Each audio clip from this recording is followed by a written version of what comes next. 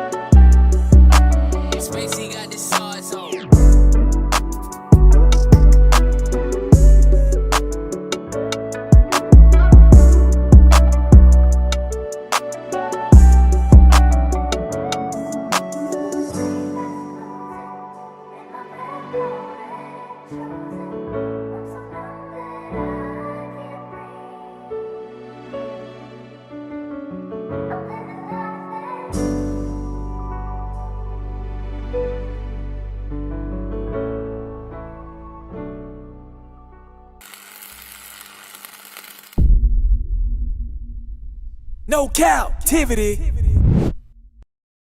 Freezy.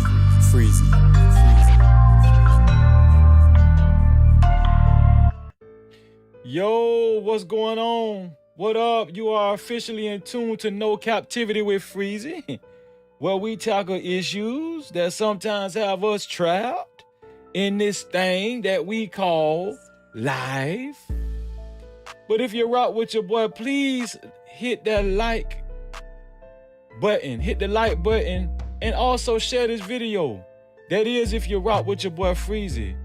Also at the end of this video, comment at the end of this video, cause we be rocking out, man. I'll be rocking out in the comment section, man. I want to thank everybody for being here. Real talk, man. It always means a lot to me when my brothers and sisters show up. I'ma just tell y'all the truth. I'm so unprepared, but I got a lot of stories for y'all. I'm truly winging it. I'm just being honest with y'all, man. Let me see. I was trying to do something. I was trying to take care of something. It's something down here that I need to take care of. My dog messing with me down here. I was supposed to light an incense while the countdown was going. That's just crazy. I tried to walk my dog, y'all. Any one of y'all got a dog out there? I tried to walk my damn dog so he could go potty. This dog was just snooping around, acting like he had to potty, but really, he just wanted to try to find something in the grass to eat. My dog is a con artist, man. My dog is named Smokey. Come here, Smokey. Come. Y'all say hello to Smokey, man. Y'all say hello to Smokey. Smokey is a con artist. Smokey is a con artist, y'all. Say hello, Smokey. I know how to make Smokey talk. Watch this. Smokey, you are the one. You are the joy that I have. See, I told y'all. Man. Ricky Webster say, I got 3 bad dogs. Freezing. What up, Smokey? Ricky said, what up, Smokey? I'm telling you, man, them dogs is like children. Those dogs are like children. Oh, that's what I meant to do. I meant to pin the link to the top of the chat. That's what I meant to do. Let me do it right now. Let me see. Boom. So today, you know, I'm not gonna wait. If y'all want, whenever y'all want to join, tell y'all the truth. We got several topics, several stories we gonna cover today, not just one. These, I don't know where to begin. Y'all pray for me. Okay, I got a scratchy throat. I took the COVID test. I ain't got COVID.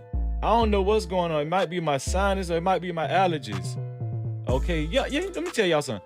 I didn't find out I had allergies, like, with my throat.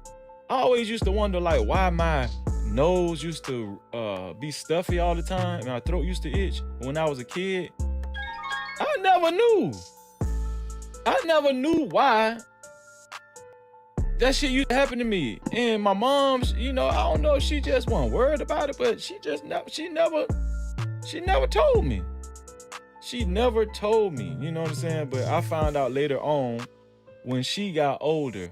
Well, she knew, but she just ain't tell me. But she found out later. I found out later on, and she told me after she was disabled. She said, boy, you have allergies. I said, I do? God damn, I ain't know that. Damn. What's going on, Hassan? How you doing, bro? What up, Freezy? Can you hear me? Yes, sir, I can hear you, bro. I'm gonna set up the panel in 1 second. Just chill out with me, okay? All right, no problem. Hey, and Freezy, let me know if I'm cutting off too. Let me know so I can fix it. Well, you sound pretty good. Talking right? No, I'm saying like in the middle of the show, I start cutting off. Let me know. Okay, yes, sir. I got you, bro. Don't worry about that. I got you. We gonna make sure you straight, man. And guess what? In my professional life, I'm a sound engineer. So hell, don't worry about it. You in good hands, boy. I've been doing that for 20 years. 20 years, man. Ricky Webster say my allergies be acting a fool again. every other year, bro. I don't know, man. Let me tell you, sometimes allergies worse than a common cold. For real, dog. Man, I hate it, bro. Sometimes I can't even sleep. My eyes be itchy. Put a one in the chat if y'all got allergies out there. I'm telling you, it's like torture sometimes, man.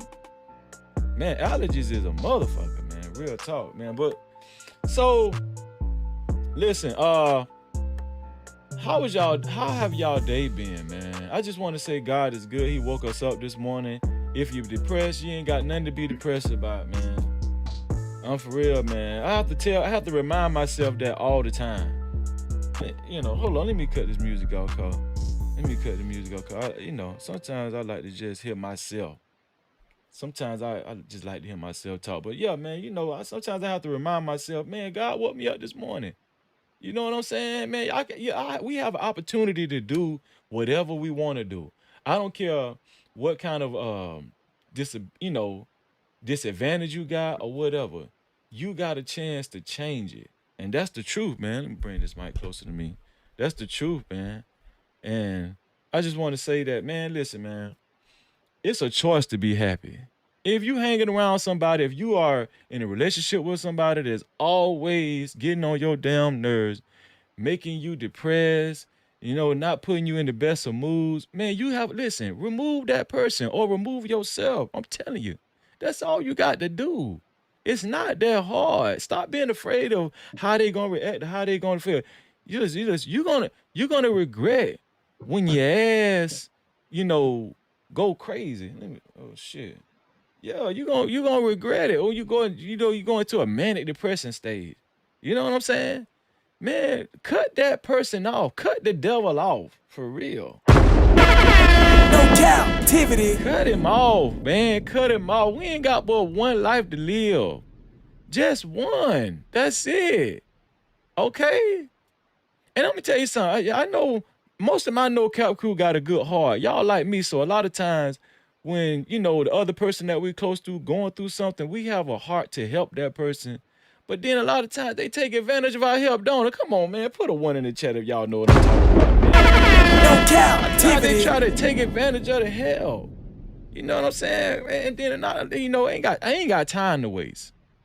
I ain't got time to waste, man. I'm middle age. You know, I'm trying to, the rest of the years that's ahead of me, I'm trying to live it to the fullest, man. But yeah, let's get the show started, man. Let me see here. Let me bring my boy up. Let me see. Let me bring my boy up. Hassan, how you doing today, bro? Good. How you doing? Man, I'm doing pretty good, man. Let me see. Let me make sure I bring you up. Man. Damn, I told you I'm unprepared today, bro. Real talk. No, it's all good. Are you sure it's all good, man? I need some assurance right now, bro. God damn. There we go. How you doing, JT? Hassan is in Hassan is in the building. No captivity. Man, Hassan, let me tell you something, man. Ever since I met you, bro, pause. I feel privileged, man. You know why? Why? I got me a brother from the Middle East, for real. I'm talking about I got a brother that's ready to hear, you know, go to war. Tell him, Hassan. Huh? Yeah. Oh yeah. No, but like when I was on with you on the other day with JT, I rewatched I was cutting off a lot. So like, god damn. Oh, so like if that happens, I remember that. But it was just a small segment of the video, though. It wasn't a lot of the video. It was just a small segment, though. Yeah, but and here's another thing. Instead of saying we have one life, you know, you should be saying instead. We live every day. We live every day, but we die once. We live every day, but we only die once. Instead of saying we have one life, we live every day, but only die once. I like that, man. It's got a little ring to it. No cap. I heard what Hassan said. We live every day, but we die only once. That's it. I'm gonna tell you the truth, Hassan. Me, the God that I serve, I ain't gonna never die. No cap. I live forever, huh? Yeah, I live forever, dog. I feel. But yeah, what I was listen, this is what I'm gonna do. I'm gonna help you out. You got some more light? You got a light or something you could put it? Can you light yourself up a little bit more? Or what you got? Can you cut your light on? Or, you got your light on in your room? Yeah, you want me to turn it off? No, I want to know if you have more light. Is that the most light you got in that room right now? Yeah, for now. Why? Do I look dark? No, we can see you. We can see you. But I know a lot of times. Yeah, this is the best I can do for now. Unless you want me to use my phone. It's the other phone. No. We can see you, bro. You good, bro. Yeah, I'm sorry, guys. Oh, man, you good, man. But listen, man. Before we get started, y'all know I got to acknowledge all the support. Y'all already know that, don't y'all? Huh? Y'all already know. Check the cash out, bitch. Let me tell y'all something, man. This brother right here, Ricky Webster. I've been rocking with Webster. Me and Ricky Webster, we've been rocking out in these YouTube streets for a long time. And my boy left me a $10 black super chat. Y'all know what the black super chat is, right? If you're a part of the No Cap crew, you already know what the black super chats is. The black super chats is the cash out. That's what the black super chat is. That's what we call them over here. And my brother left me a $10 black super chat. Said, many blessings, big bro. Man, I love my brother. No captivity. I love my brother, Ricky Webster, man. Also, my sister, Miss Naveau, Lady Naveau, that is, left me another black super chat. No captivity. She said, big bro, for real though. She talking about the pastor, y'all. Listen, lady. Listen, sis. We know your pastor is the bomb. First of all, is your pastor Bolo? Because listen, I'm cool with Bolo now. I ain't talking about Bolo. Bolo ain't finna be mad at me. What you talking about, Bolo, sis? Or you talking about your hometown pastor? Cause I'm gonna just be honest with you. Most of these black churches don't do shit for the black community. And I'm just saying, you know, I'm sorry. Sis, you know I gotta keep it 1,000. I mean, but your pastor good. I'm gonna leave your pastor alone, but I'm just saying. Come on now, shit. But we got a show lined up for y'all. Okay, we're gonna laugh. We're gonna get mad. Listen, it's gonna be a roller coaster today. I told y'all. The reason why I'm a little unprepared is because it's a lot of shit. You feel what I'm saying? It's a lot of shit that's going on in this world. I'm tired of these niggas. Okay? I'm tired. Listen, I'm tired of these crackers too. Don't get on my goddamn nerve. Why? Why do y'all choose to act up every goddamn day, man? I'm tired of this. Did you tie her son? Yeah, but there's nothing really we can do, you know? Yes, you can. Act up every her day. son, I know you got a goddamn AK-47 in your book bag. Her son got a bomb strapped to his goddamn back right now. No Cap-tivity. Come on in when I call you, her son. When I give you the word, the signal. Huh? No, I got you. We got you.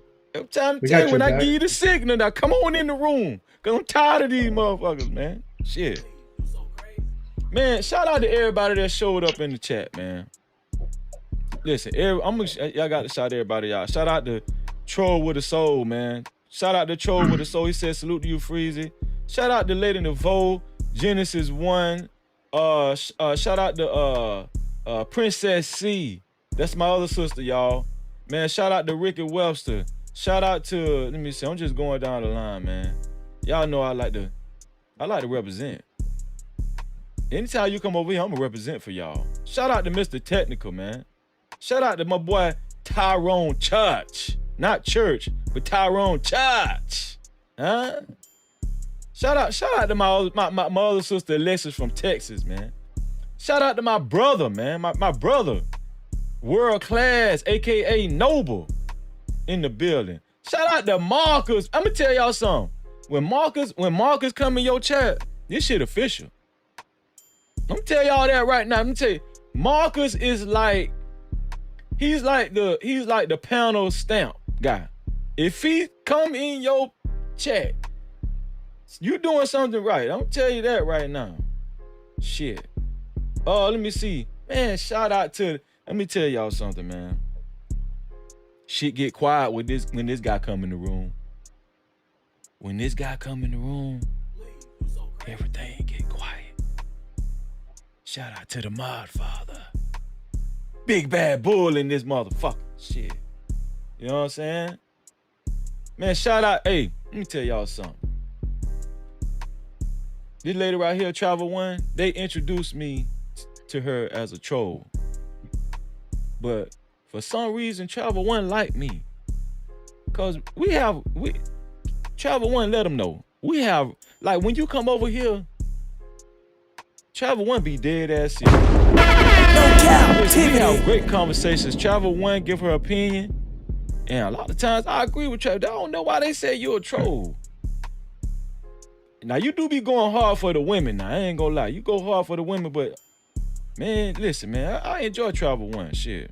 Hold on, let me get rid of this right here. Let me see. Hold on. To support, I should have did. See, that's what I mean. I should have did this before the show started. To support the show, send super chat and cash out. No, black super chat and cash out, aka black super chat. That's what we, hey man. That's what time it is. Let's get it. So listen. It's time to get serious, y'all. Put your thinking caps on. Put your thinking caps on, okay? Over here on No Captivity with Freezy.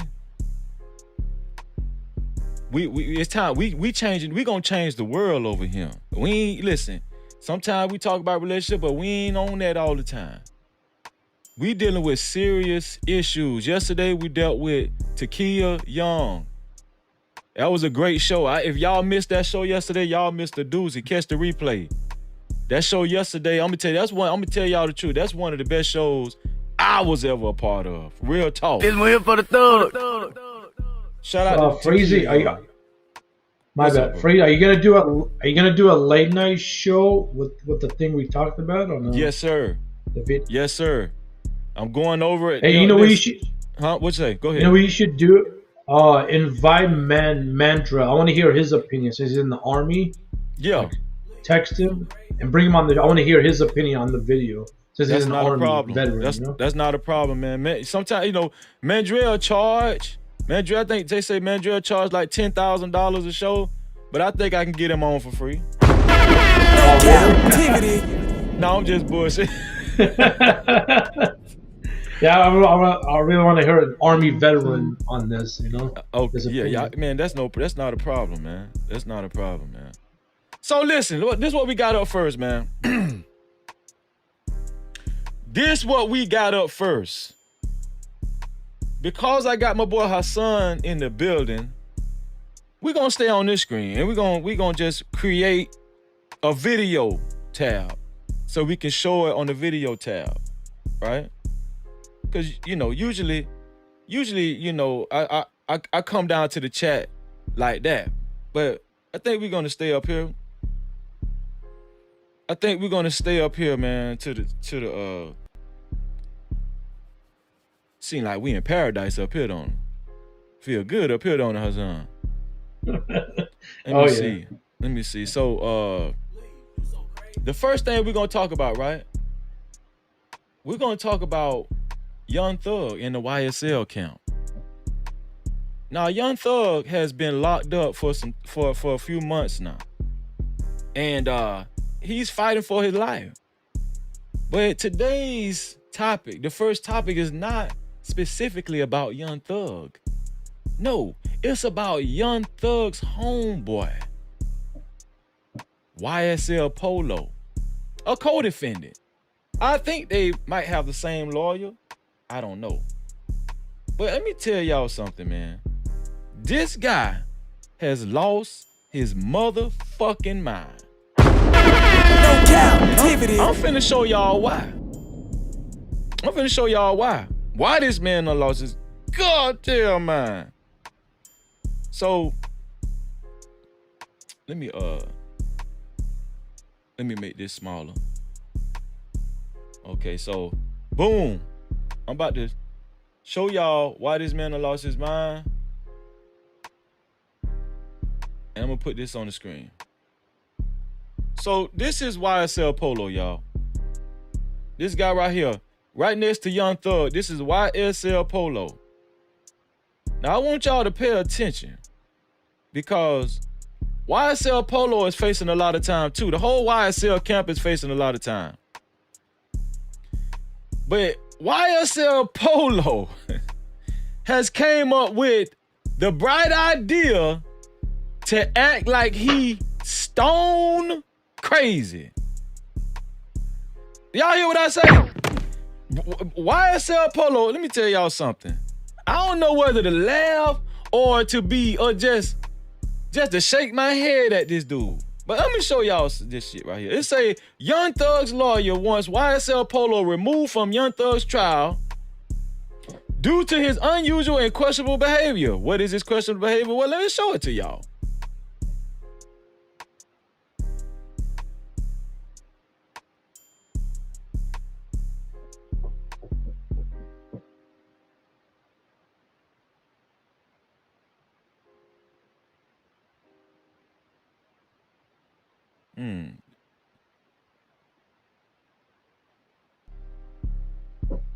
So, let me see. This thing's supposed to have sound.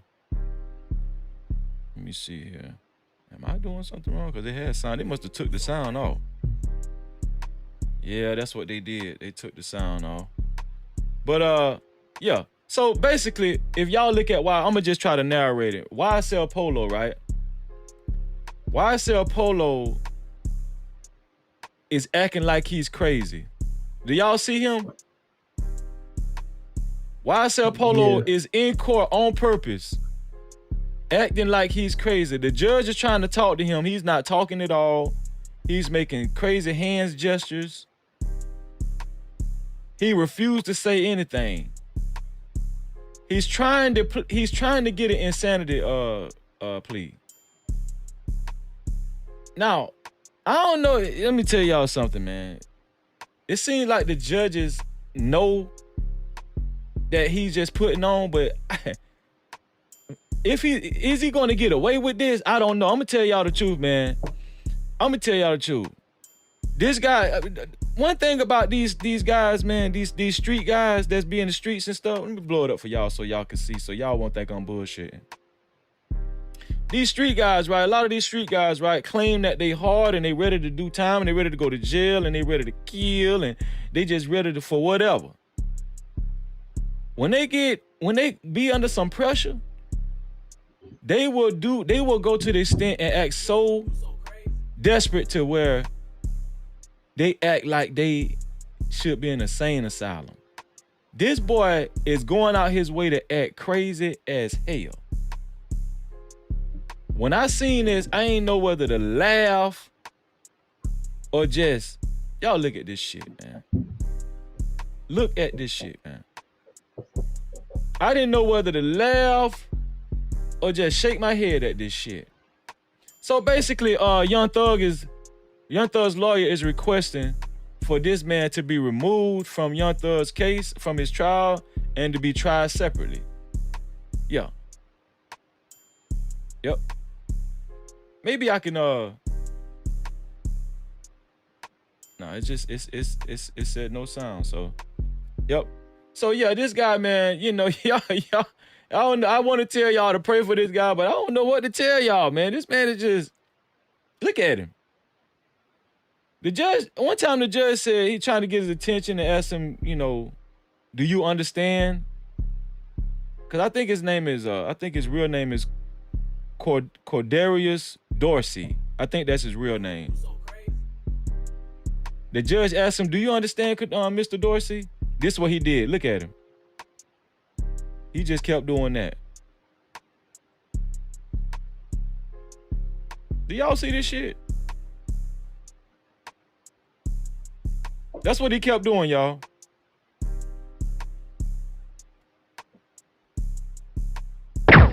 Should we feel sorry for this guy? Now, mind y'all now, when he was rolling with the YSL clique, he was not acting like this at all. He was a thug. He was totally gangster. I think the nigga was rapping. I think he was rapping. But as soon as he got arrested, as soon as he got a case, as soon as he got locked up, facing this RICO charge, this how he started acting, y'all. These guys can't stand no pressure, man. I'm trying to tell y'all, man. This shit, No Cap-tivity. They can't stand no pressure at all. I'm telling y'all, these guys out here claiming that they thugs. I'm telling y'all, these guys out here acting like they the hardest thing known to man. And as soon as they feel a little pressure, this how they act. Look at him. I just want y'all to stare at him.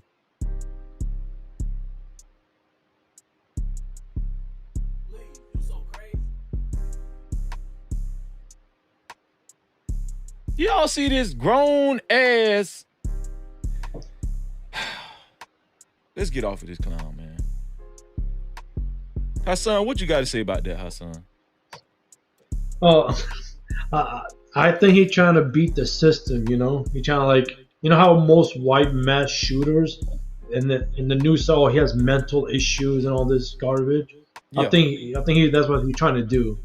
And a lot of people claim they're gangsters. They're not really gangsters, you know? They act like it, but when the real stuff happens, you see this garbage, you know?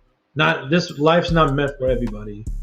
So he He trying to get off. Oh, he's mental, so he can get out of prison or whatever. So people can feel sorry for him. Man, listen, let me tell you something. I've seen, I've Wait, heard Freeze, people. Go ahead, Hassan. Am I cutting off? Am I cutting off? No, sir. No, sir. All right. I've heard the people, being able to get, a plea for insanity. You know what I'm saying? But most of the time, they was really, they really had some mental issues. I know this one guy that actually went to court from my hometown. This guy went to the bathroom before he actually sat down in court, and he went and took a shit. And he kept some of the shit. I don't know if he put it in his pocket or whatever. But as soon as he took the stand, guess what he did, Hassan? Don't tell me he ate it. No, he took the shit and he smeared it all over his face while the judge was asking him questions. What'd you think about that, Hassan? No Cap-tivity. Well, that's just disgusting. But again, I'm not. They're all like people have mental problems and they do stuff. But now we just got to be careful because some people, and they're good. They can be good at acting. They all look, I'm mental, and they get away with this garbage. So we really got to be careful with this shit.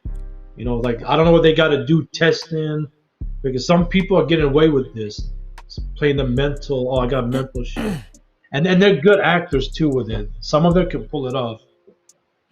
I totally agree, man. So, what we're gonna cover next, right? I got a special segment today. This segment that we're about to cover is called, we're going to give out an award for the Mother of the Week. Hassan, you think that's appropriate, right? For us to acknowledge good mothers, right? Yeah, of course. So we're going to acknowledge this mother right here. We're going to acknowledge her and all her good work she's doing with her daughter. We're going to acknowledge this woman. She's going to get the Mother of the Week award. Let me bring it up for y'all. Y'all tell me what y'all think, man. Leave your comments in the comment section. Let me see. So this is Jocelyn Hernandez, right? Jocelyn Hernandez is teaching her daughter how to twerk and act like a damn stripper. Do y'all see? I'm gonna tell y'all something, man. First of all, Jocelyn Hernandez is she been crazy. She probably coked out right now as we motherfucking speak. Right now as we speak, y'all. This one here for the thug. Jocelyn Hernandez. So many times, so often we see this type of example across YouTube, man. This woman is. I'm gonna tell y'all the truth, man.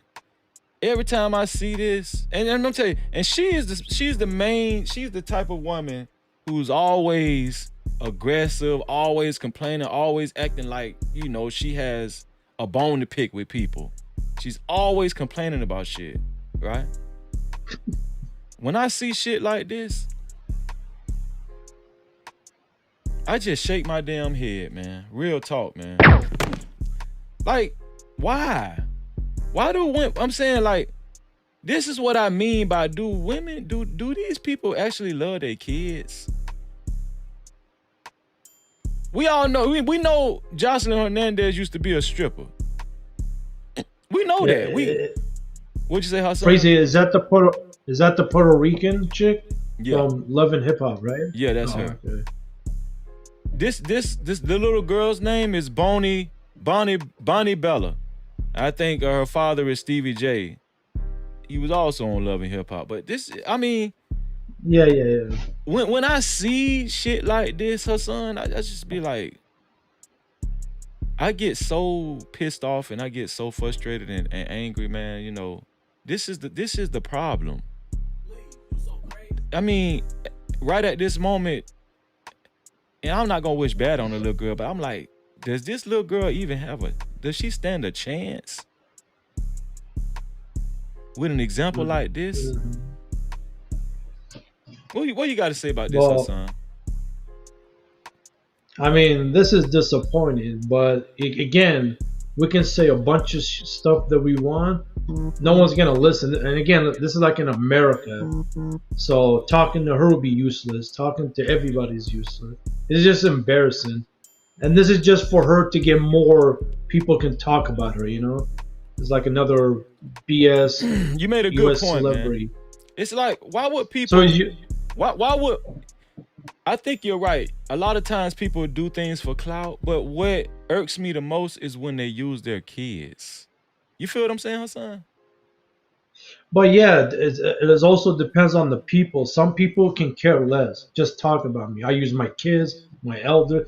So like what she's doing, and this is not the first one. I seen worse than this. At least she kind of have pants on. Some of them have like skirts and shit. You know, this is like I seen worse shit than this, but it's useless. Like, you know, talking to people in America, like it's embarrassing. Like you can say whatever you want on it, but like for this, you know, for this, they should make a law. If you do this garbage, you go to jail for 3 months. I totally agree, man. To learn her. I totally agree, bro. No Cap-tivity. At least 3 months, and hopefully she learns. My thing is this. In today's society, I'm trying to watch my word, and like the grape culture and molestation, it's at an all-time high right now, man. Hypersexuality. But we always talk about, especially Black and Latino women, how much hypersexuality they have in their communities and stuff. This is a prime example, man. This describes exactly what we're talking about. What's going on, Wally? What's going on, bro? What you about to say, bro? because it is part of the culture. That's the thing, you know. Like this stuff has become so normal in your guys' culture. It's really hard to get you out of it now. You know, maybe like the best thing you can do, maybe travel to a Middle East country. Maybe it can change the mindset a little bit. Maybe, but I don't know. Like, it's sad, but the whole thing is fucked. You know, it's useless talking to these people. Hassan, listen. You know, is Armenia in the Middle East? Yeah, it's up there. It's close. It's like we share a border, but yeah. Yeah, you know the Kardashians. You know the Kardashians is Armenian, right? But yeah, but Armenians majority are Christian though, like 10% are Muslim. So, but even there is like they're probably looking at that disappointed, like, you know. Like I'm disappointed, the Armenian Hassan. people. I'm disappointed, bro. Yeah, I know, but again, what are you gonna do? You talk to these ladies. Oh, I'm a boss bitch. No one tells me what to do. All right.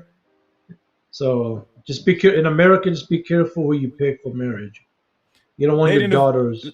Late in the vote. Listen, I don't care. Listen, I will read your black super chat 100 times if you wanted to. I read it already, but I'll read it again. Let me tell y'all something about my sister. My sister she want to make sure everybody knows she support her brother.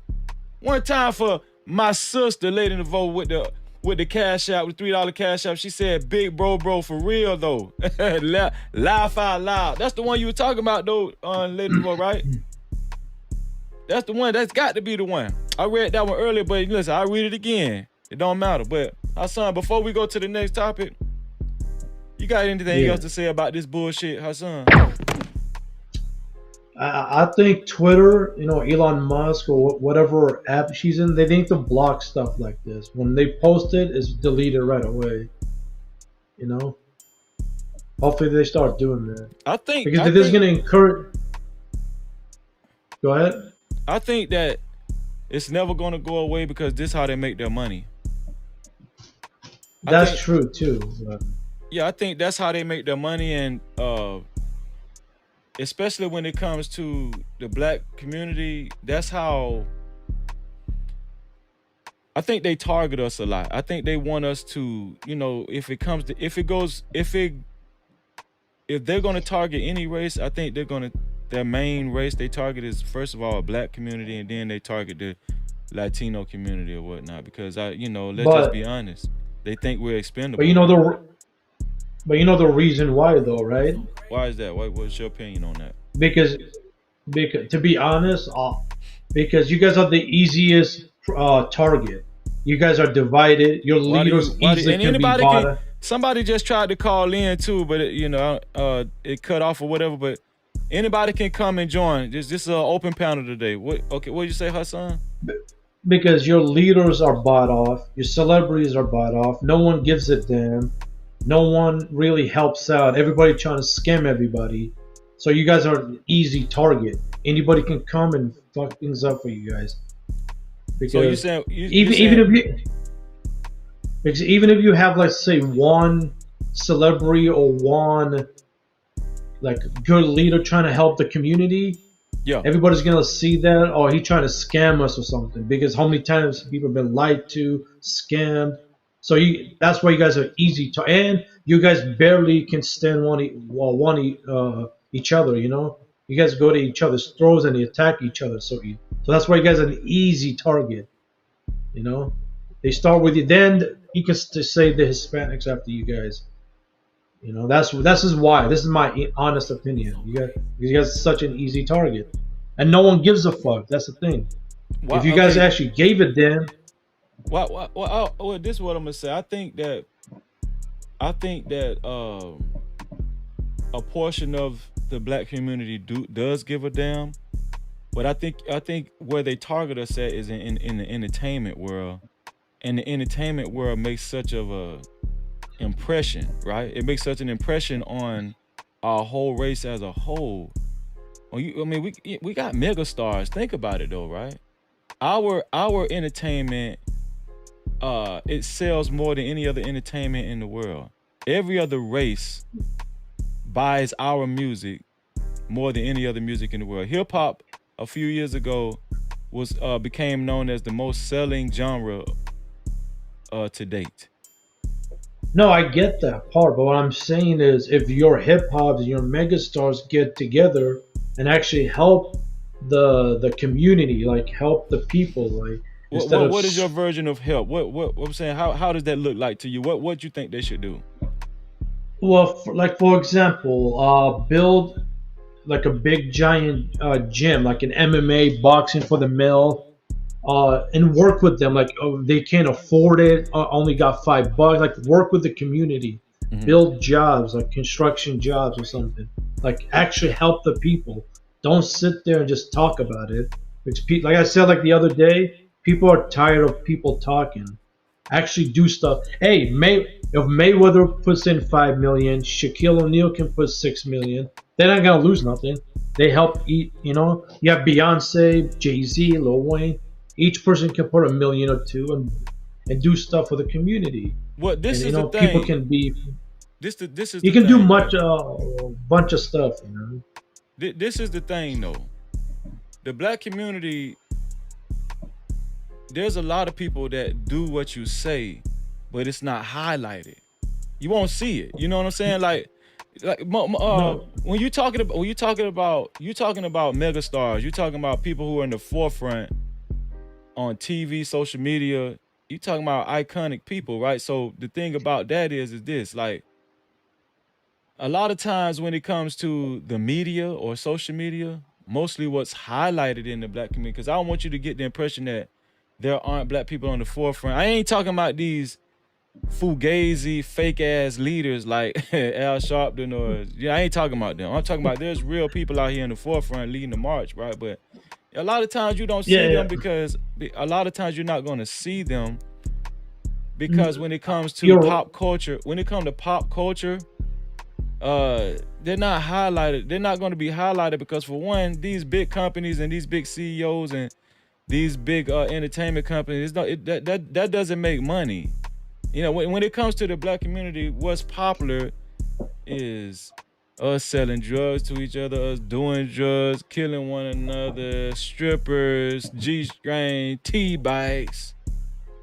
What you guys say about that? No, No, I get what you're saying, but what I'm trying to say is work with the people. Like when you, for example, you open a gym, and the guy only has $5.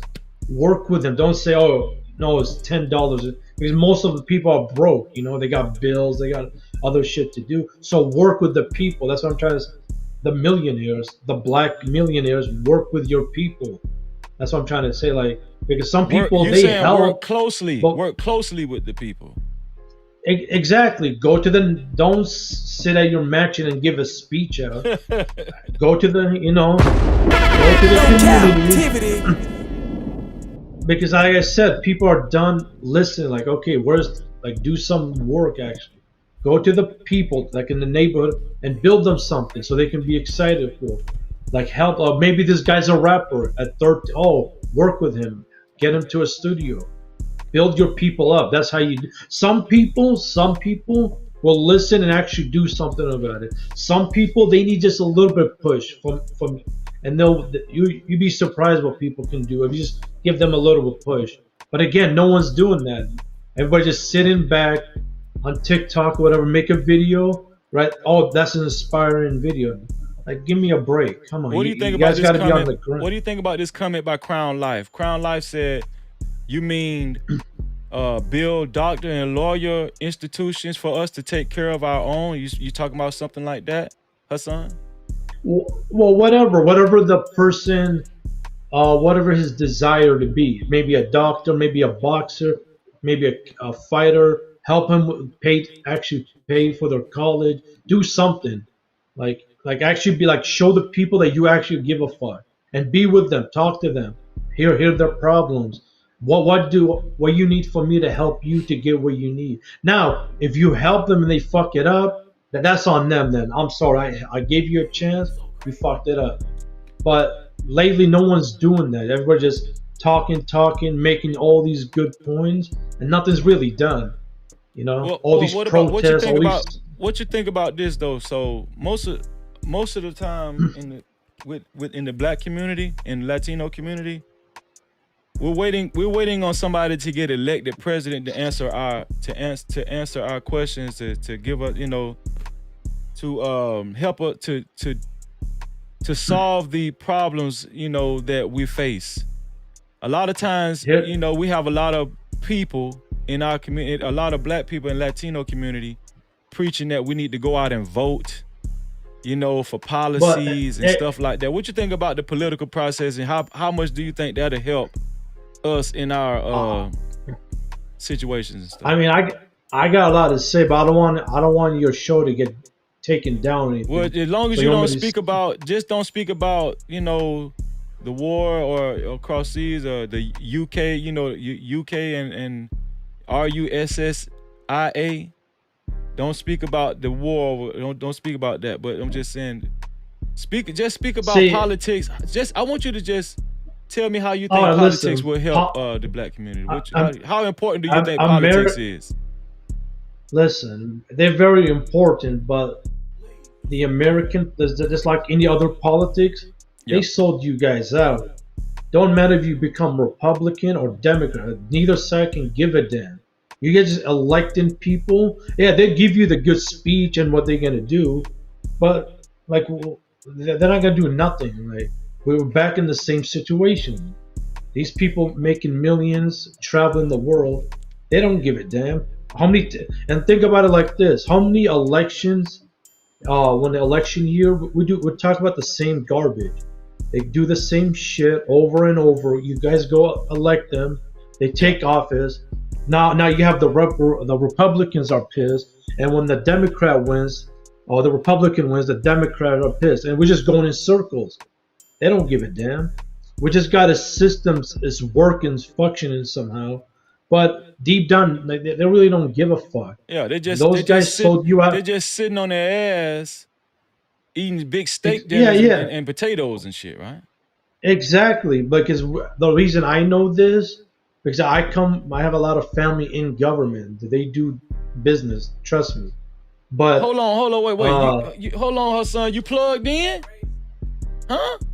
Are you plugged in? No Cap-tivity. Hey, I'm gonna hit you up. I'm gonna hit you up in the back chat. Okay, we got some stuff to talk about. Go ahead, man. No, because remember what I told you when I first met you? I told I come from a tribe. Okay. My tribe is big. They have a big role in the Middle East. That they're in government, they're military, police, militias, bunch of shit. Half of my family, my relative, cousins, uncles, grandparents, so the history is long. But what I'm saying is, they sold, literally every government in a way sold its people, except for few. Few government actually give it, like, for example, I don't know about, I'm going to spell it out for you. I don't know if I can say the name. RUSSAA. You got that? Yeah. That country, their president actually gives a damn by their people. Yeah. Don't say even the though name. He's the don't say the name. Yeah, but you did. Yeah. So that country actually gives a damn. Those people in America looked at as the bad guys. The one. And here's another thing. The people is willing to work with big companies in the U.S. Those are the good guys, even if they do bad things. And the ones who disagree with this nation are looked at as the bad guys. You see what I'm saying? Princess, shout out to Princess C. She said, not steak and potatoes, steak and asparagus. Get it right, Freezy. Nah, I totally agree with you, bro. But listen, that's another thing. That's good, bro. That's power. So the best solution for, at least for the black community, the only people that I see actually working with the black community is the Muslim, my people. Like we're doing some work on the ground. So you guys need to come together. Stop at. In the end, that's all you guys have. Everybody's gonna bounce. We got. All you got. You guys got to work together, come together, figure it out. Because if you don't care, this guy doesn't care, and all you guys do just speak and talk, that's not gonna solve nothing. Come on now. How many times we got to do this garbage? So the next story, we're gonna go to the next story, man. Like I said, we got a few stories lined up. No, it's good, but I'm not cutting off or nothing, right? No, sir. You good? Because I'm looking at my pictures, kind of like delaying a little bit. No, you good on my end. You're on time over here. Oh, okay. Yeah. Just making sure. So this is the next story we're gonna talk about. We're gonna go through this briefly. This is a rapper by the name of Quavo, formerly of the group Migos. Quavo, fans have concern about Quavo because Quavo, it says Quavo concerns fans by seemingly admitting to drug relapse. First of all, I didn't know Quavo had a drug problem, but we're gonna read more into this story. Let's read more into the story. It says, Quavo has given fans cause for concern with recent statements alluding to his usage of prescription drug Xanax. Quavo has been addicted to Xanax for the longest, and apparently he had gotten off of it. And now, since the death of his cousin, Takeoff, Quavo has relapsed. So it says on Sunday, August 27th, the rap star made a post on his Twitter seemingly admitting to relapsing on the addictive antidepressant. Quote unquote, this is from Quavo. I know it's been some years, but now I'm taking Xans. The 32-year-old wrote without an additional context, leading fans to reach out with messages ranging from words of encouragement to fearful pleas for him to stop using immediately. Here's Quavo again that says, I feel your pain. No, this was somebody else that responded to him, said, I feel your pain, stay up, soldier. One social media user tweeted, adding, be careful and be loved. Another wrote, damn, I hope this ain't a cry for help. I hope you all right, my G. So, Hassan, when it comes to mental health, when it comes to drug addiction, what's your views on that when somebody, because not too long ago Quavo lost somebody very close to him, a member of the group. Are you familiar with the group Migos? Yeah, I heard about him. Yeah, mental health. We shouldn't be making fun of. Some people do, but they shouldn't be doing that. And the best way if you lose somebody, I don't think you should go drinking and stuff.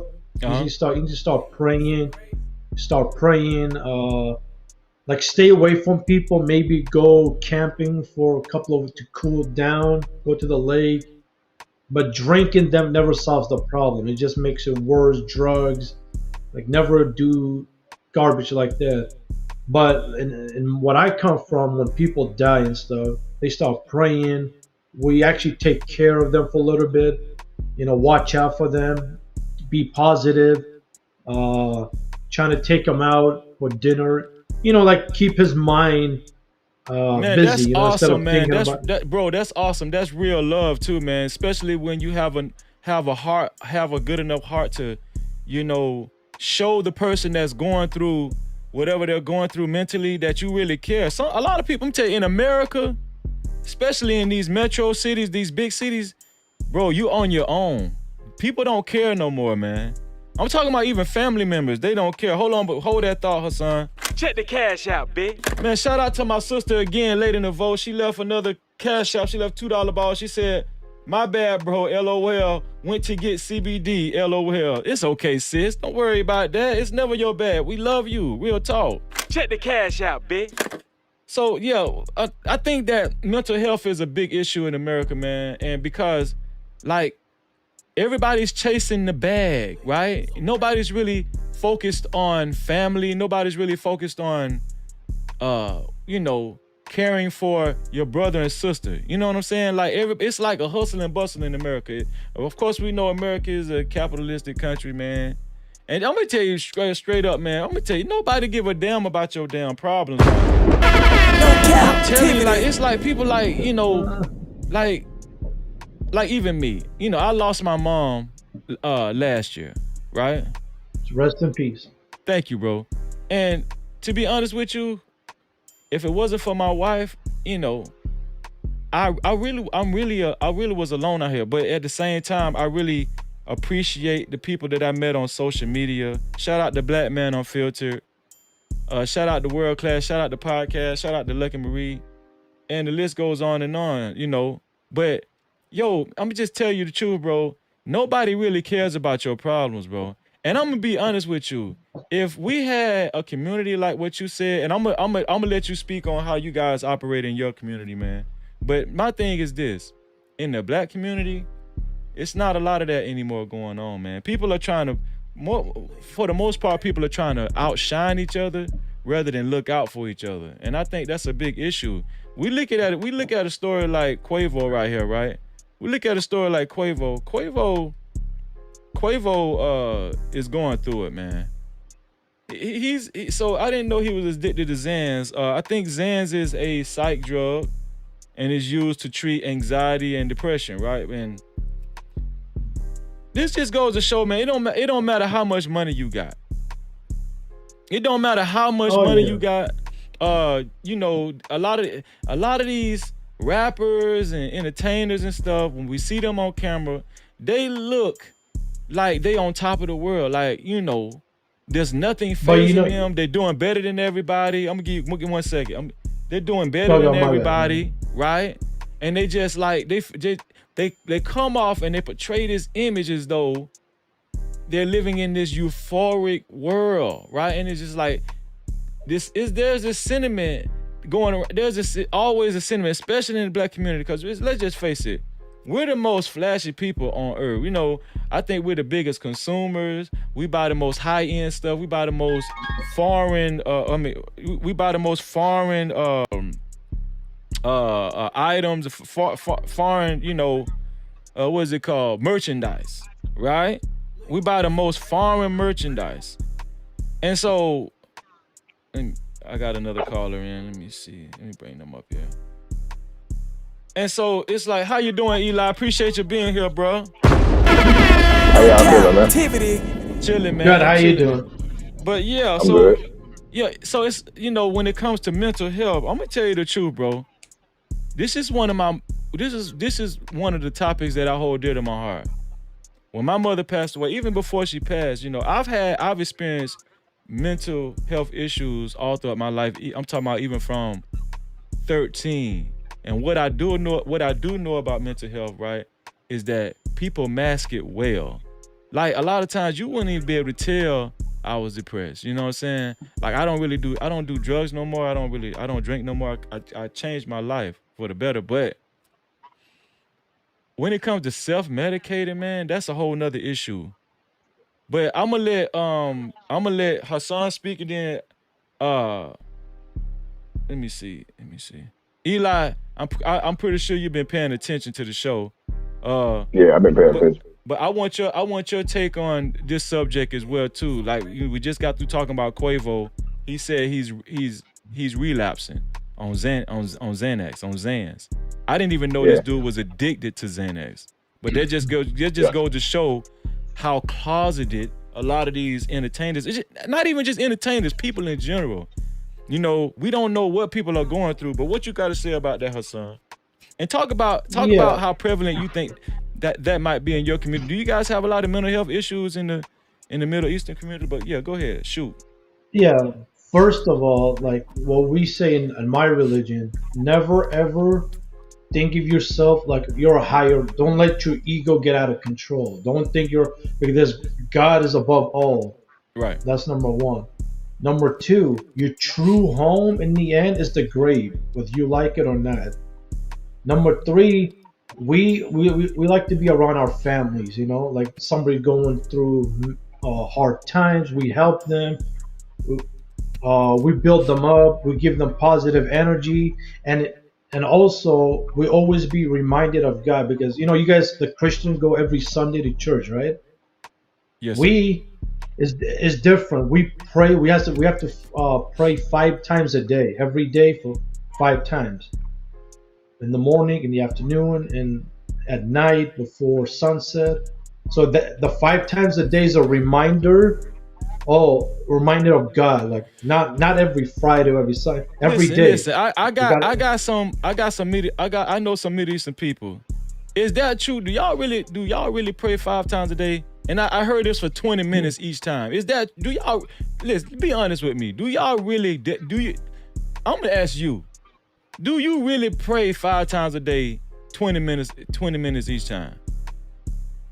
Well, the majority, yes, like 97, 98% they do. Some they shouldn't do it. What if you got a busy day? What if you got a busy day? Well, again, you gotta, or you can do it at night. Do all 5. Now, the prayer is like 5 minutes. Can you hear me? Yes, sir. We hear you. Yeah, the prayer is 5 minutes. If you have a busy day, then do it at night. You can do all that at night. But in the Middle East, it's different, because the prayer will call. Everybody will close their shops and go to the mosque, pray for 5-6 minutes, and go back to business. So you're saying if you got a busy day, you can combine all 5 prayers in one session? Yeah, like some people do that, but like I said, that's like 1%. 98%, you got to keep your prayers. That's the important thing, because you don't never know when you're gonna die. So you can die any second. So you got to. That's a reminder. God is always around. God is always watching. Oh, the day's gonna come. Fuck, like you got to be positive. You got to treat people. I get it. Not everybody's gonna listen, but the majority, you got to treat people respectfully. You can't just go around thinking you're the big boss. Even if you are the big boss, you're gonna get God. They're gonna get you one day and put you out in misery. So not everybody's that special. So you got to be humble yourself. You got to, and even your circle, like whoever's in your circle, you got to know what people are around. Not everybody has your best interest. You know the people that you mess around, and you got to truly know who they are. Not everybody's your homeboy. What if you win $1 million? People will turn on you. People will use you. You just got to be careful, especially now these days. You got to be careful around your circle. That's all I got to say on this. And just be humble. Eli, what you got to say, bro? What you got to say on this topic? That's. I think that's her son's phone. I think that's his phone. Oh, okay. Yeah. Yeah. Well, I gotta say, well, you know, in our community, mental health is more like it's a myth. You know what I'm saying? Like, we don't really take mental health serious because it's looked at as like a weakness, especially when it comes to that kind of environment that he's in. You know, he's a rapper, so you know he's gonna come up in the urban community, and then you know the kind of people he around. So when it comes to that, a lot of people just self-medicate because they don't really believe in talking to nobody around them when it comes to getting to that deep of a message. So let me ask you a question. Have you or anybody you know have had to and you don't have to answer this question if you don't want to, but have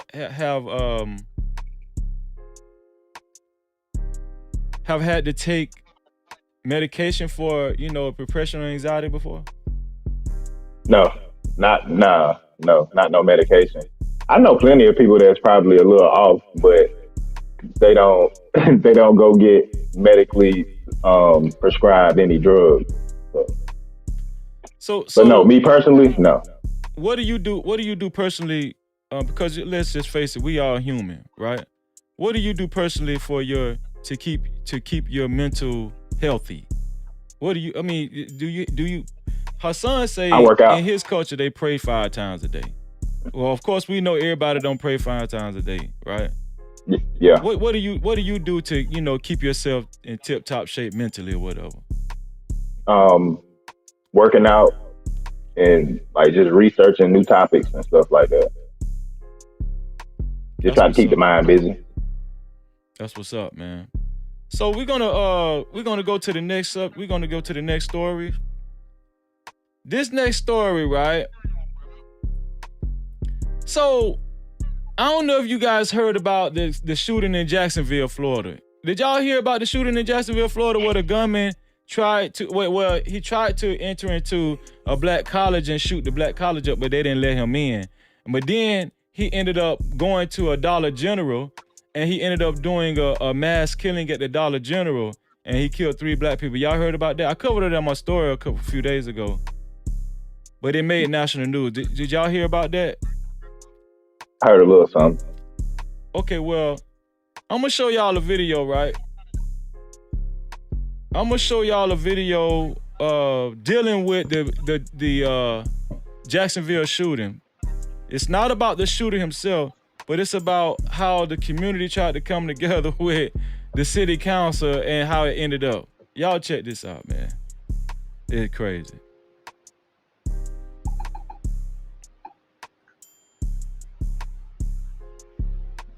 Marks 1 week since the deadly hate crime shooting at a Dollar General store. City leaders come together to start the community's healing process. The 21-year-old shooter killed 3 black people when he went into the Dollar General in Newtown last Saturday. And with that, those who died are 52-year-old Angela Carr, 29-year-old Gerald Gallion, and 19-year-old A.J. Laguerra Jr. Today, the mayor's office and city council member Jacoby Pittman held a meeting to speak with residents, but it didn't go exactly as planned. News4Jax reporter Khalil Maycock joins us. Khalil, walk us through what happened. Yeah, so at a certain point, the community healing was supposed to happen in this church behind me. Now, media wasn't allowed inside. Now, at a certain point, we did see large groups of people starting to walk out, and that's when a lot of yelling started to happen. This was between a pastor and another lady inside, and then Jacoby Pittman and that pastor started yelling as well. So take a look at this. That's all becoming. I'm speaking my truth. I apologize, Pastor. In front of Mike, you can't push people like Jacoby Pittman being ushered inside of the church while she is going back and forth with a pastor. The pastor was yelling he's tired of fighting for change in this community, while the council member was yelling about the pastor hurting the families who are grieving. All of this unfolding after a meeting that was supposed to focus on healing in this neighborhood after last weekend's shooting. That's when 3 black people were shot and killed at a nearby Dollar General for being black. The pastor, who ran unsuccessfully for city council, says the reason he was so upset is because when it came time for people inside of the community healing meeting to speak, he says elected officials didn't want to hear real concerns, so he and another person were asked to leave. If we're telling you this is what we need to start the healing process, you should have did it. You work for us. But to First off, this damn pastor sounds sweet as hell, but I'm gonna keep going. tell us that we got to leave or that we can't voice our opinion, why do you call us here? It doesn't make sense. But unfortunately, we had a disruption of individuals that was show. So it was the pastor and this council member woman who had got, you know, they got into it with one another, man. And they were supposed to be meeting about the shooting, but they started arguing with one another down the hill from the fight. Voting. You know, they had, concerned about last week, and I don't have a problem in addressing those issues, but today wasn't that. So, what y'all listen? This is what I want to ask y'all. Hassan, you just said we need to come together, right? You said that black people, you know, we need to come together and, you know, try to address issues and stuff. I know you was talking about like superstars and, you know, icons and stuff, famous people, but here's an example where, you know, a pastor of a head church pastor, he sounded sweet as hell. Yeah, Deacon Dave, I agree with that. Yeah. But anyway, 3 people passed away. A gunman went into the Dollar General, right? 3 people passed away. Now, we supposed to be talking about that, expressing, you know, the racial mass shootings and stuff, mass killings that been going on across the country. These people came together in Jacksonville. The pastor and his congregation met with a local councilwoman, and the pastor gave the local councilwoman, I guess he was trying to say he gave the local councilwoman their demands of what they feel like needs to happen in order to change in their community in Jacksonville. And the councilwoman told him this is not the time and the place for that. Why? I don't know. They were supposed to be coming together for healing. Why they was coming together for healing? These motherfuckers be coming together for some strange shit.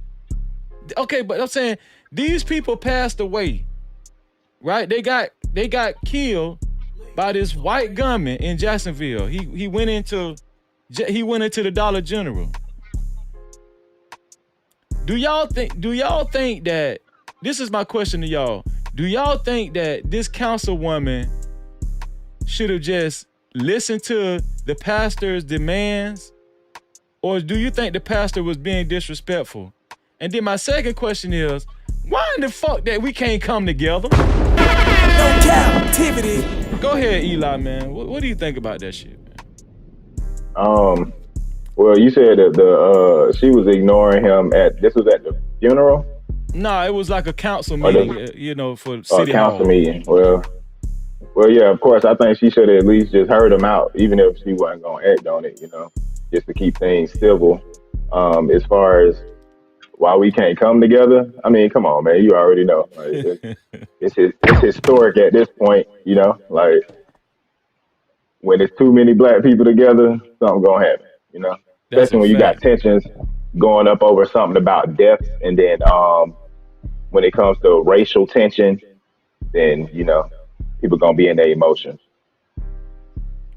What do you think about that, Hassan? No, before we go to Hassan. Oh yeah, you answer the second question. Hassan, what do you think about that, Hassan? Do you think the councilwoman should have kicked the man out of the meeting? He was saying he came with specific demands on what he felt like the city should do. She said this is not the time for specific demands and all that shit. That's what she was saying. Do you think that was appropriate for the councilwoman to do that? And first of all, why was they coming together for healing? Healing what? What was they gonna heal?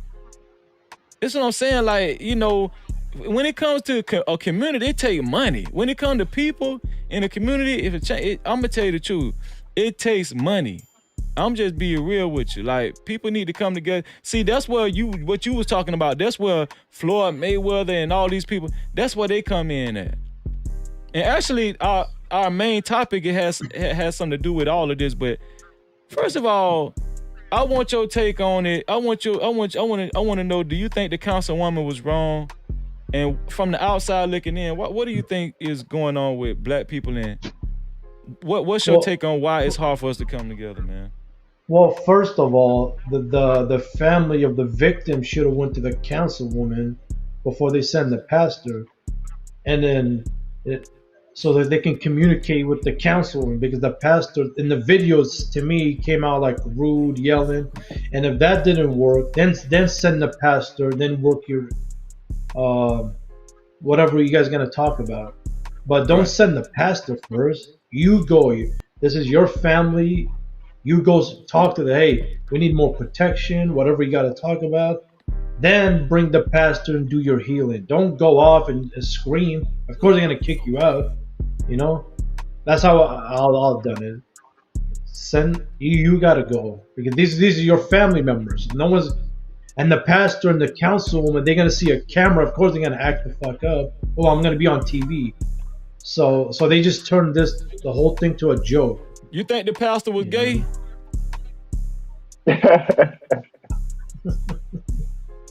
I don't know. Yes, you do, man. Yes, you do. Answer the damn question, Hassan. I mean, the way he's acting, maybe. But again, some guys act like that and they're straight. So these days, you never know. I don't know, to be honest. Okay, let me play it for y'all. Let me play it. If we're telling you this is what we need to start the healing process, you should have did it. You work for us. Did y'all hear that S at the end? For us. Yeah. What you think? What y'all think? He got a little sugar in his tank. A little something. Yeah, listen. This ain't nothing against homosexual people. I'm just saying, like, the black church be confusing me sometimes. It just be confusing me. Like, you know, is it okay? Is it not okay? I don't know, man. No, and the problem I think that has a lot to do with why we so confused. We don't have any any concrete, like, you know, I don't know. We ain't got no structure. Yeah. You're right on that, Eli. But the other thing is that they treat it like a business. That's what I'm trying to explain to you. In America, everything is business. They don't give a damn. In America, the way I'm an outsider, right? Yeah. When I see you guys, how you guys treat each other, it's like a business. One person will take advantage of the other. It goes from the top to the bottom. Everybody's just using everybody. It's like a business. Like, deep down, sadly, no one gives a damn. You know, that's like, I don't know what else to tell you, but it's just like business, money. Shout out to Just Jay in the building, man. No Cap-tivity. It's always a pleasure to see you. Just Jay say she agree with you. Church is a business. I think everybody agree with that right there. Church is a business, man. So we're gonna go on to the next story. I told y'all I got stories lined up, man. Listen, I'm disorganized. I'm kind of unprepared, but y'all been hanging with me, man. Man, shout out to Eli and her son, man, for real.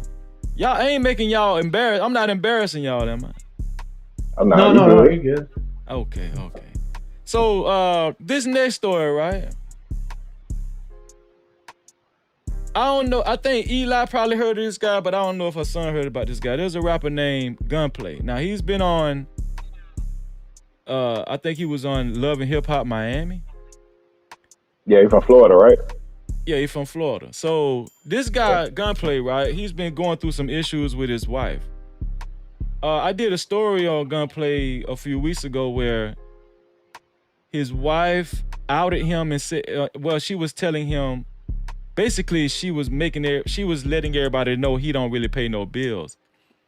And she told him on Instagram Live in front of everybody that she was going to cut his phone off because she was just tired of him. All he sit around and do is play video games. One time she asked him to cut his video game down. And he actually got up with a damn rifle and pointed the rifle at her while he was holding their child, their little girl. So this guy, and I think he's a cokehead too. I think he's a cokehead, but this guy is crazy. So basically, subsequently, she filed for divorce.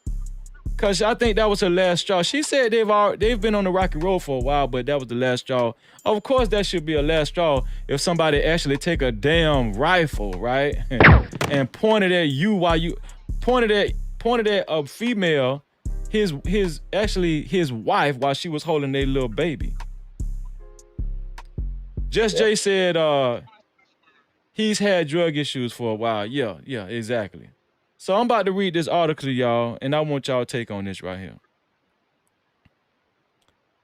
So right here, this is Gunplay right here. And it says right here, Gunplay's wife says she can't divorce rapper due to Florida laws. She says she's stuck. So the reason why I found this article it was serious and amusing at the same time, because usually the men be complaining about, court laws and all that kind of stuff in favor of women. But here it is, we see Gunplay's wife, she's complaining about the court laws because she's saying that she's stuck because she wants to divorce him, but according to the Florida law, she's stuck. So if we keep reading on, it says, Gunplay's wife has provided an alarming update regarding the state of their tumultuous relationship. On Saturday, September 2nd, the rapper's wife, Winfrey Taylor Morales, took to Instagram Live where she can be seen offering news on the status of her divorce filing with Gunplay, real name Richard Morales Jr. She goes on to say, I filed for divorce. He would not sign divorce papers, so I'm stuck. She began in a capture of the clip posted by DJ Academics before educating listeners on Florida laws, which have placed her in quite a predicament. Unfortunately, in the state of Florida, I cannot divorce him without his permission, unless he goes to jail, convicted, or he's a mental institution patient. So I'm gonna play this, and I think she has some more to say. I filed for divorce. He would not sign divorce papers. So I'm stuck. Unfortunately, in the state of Florida, I cannot divorce him without his permission, unless he goes to jail, convicted, or he's a mental institution patient. I am the new Joy. He do love you. I love him. That's my best friend. But unfortunately, sometimes you gotta let this person you love go so he can find himself. And I want him to find himself. I want him to get help. We do have a child together, so it is what it is. I'm not an We're not fighting. We all know he has issues. He needs help. He's going to get the help he needs. And we will co-parent. That's all we're going to do.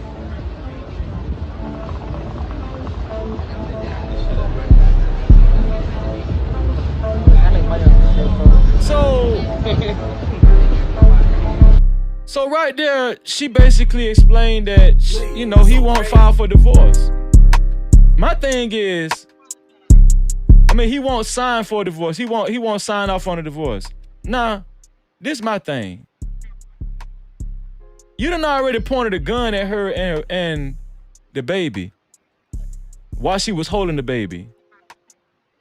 Right? Let me take this off. I'm gonna put it back up. Then I'm gonna read some more. You done already pointed a gun because she told you to cut the video game down. I think he was playing Call of Duty or some shit like that.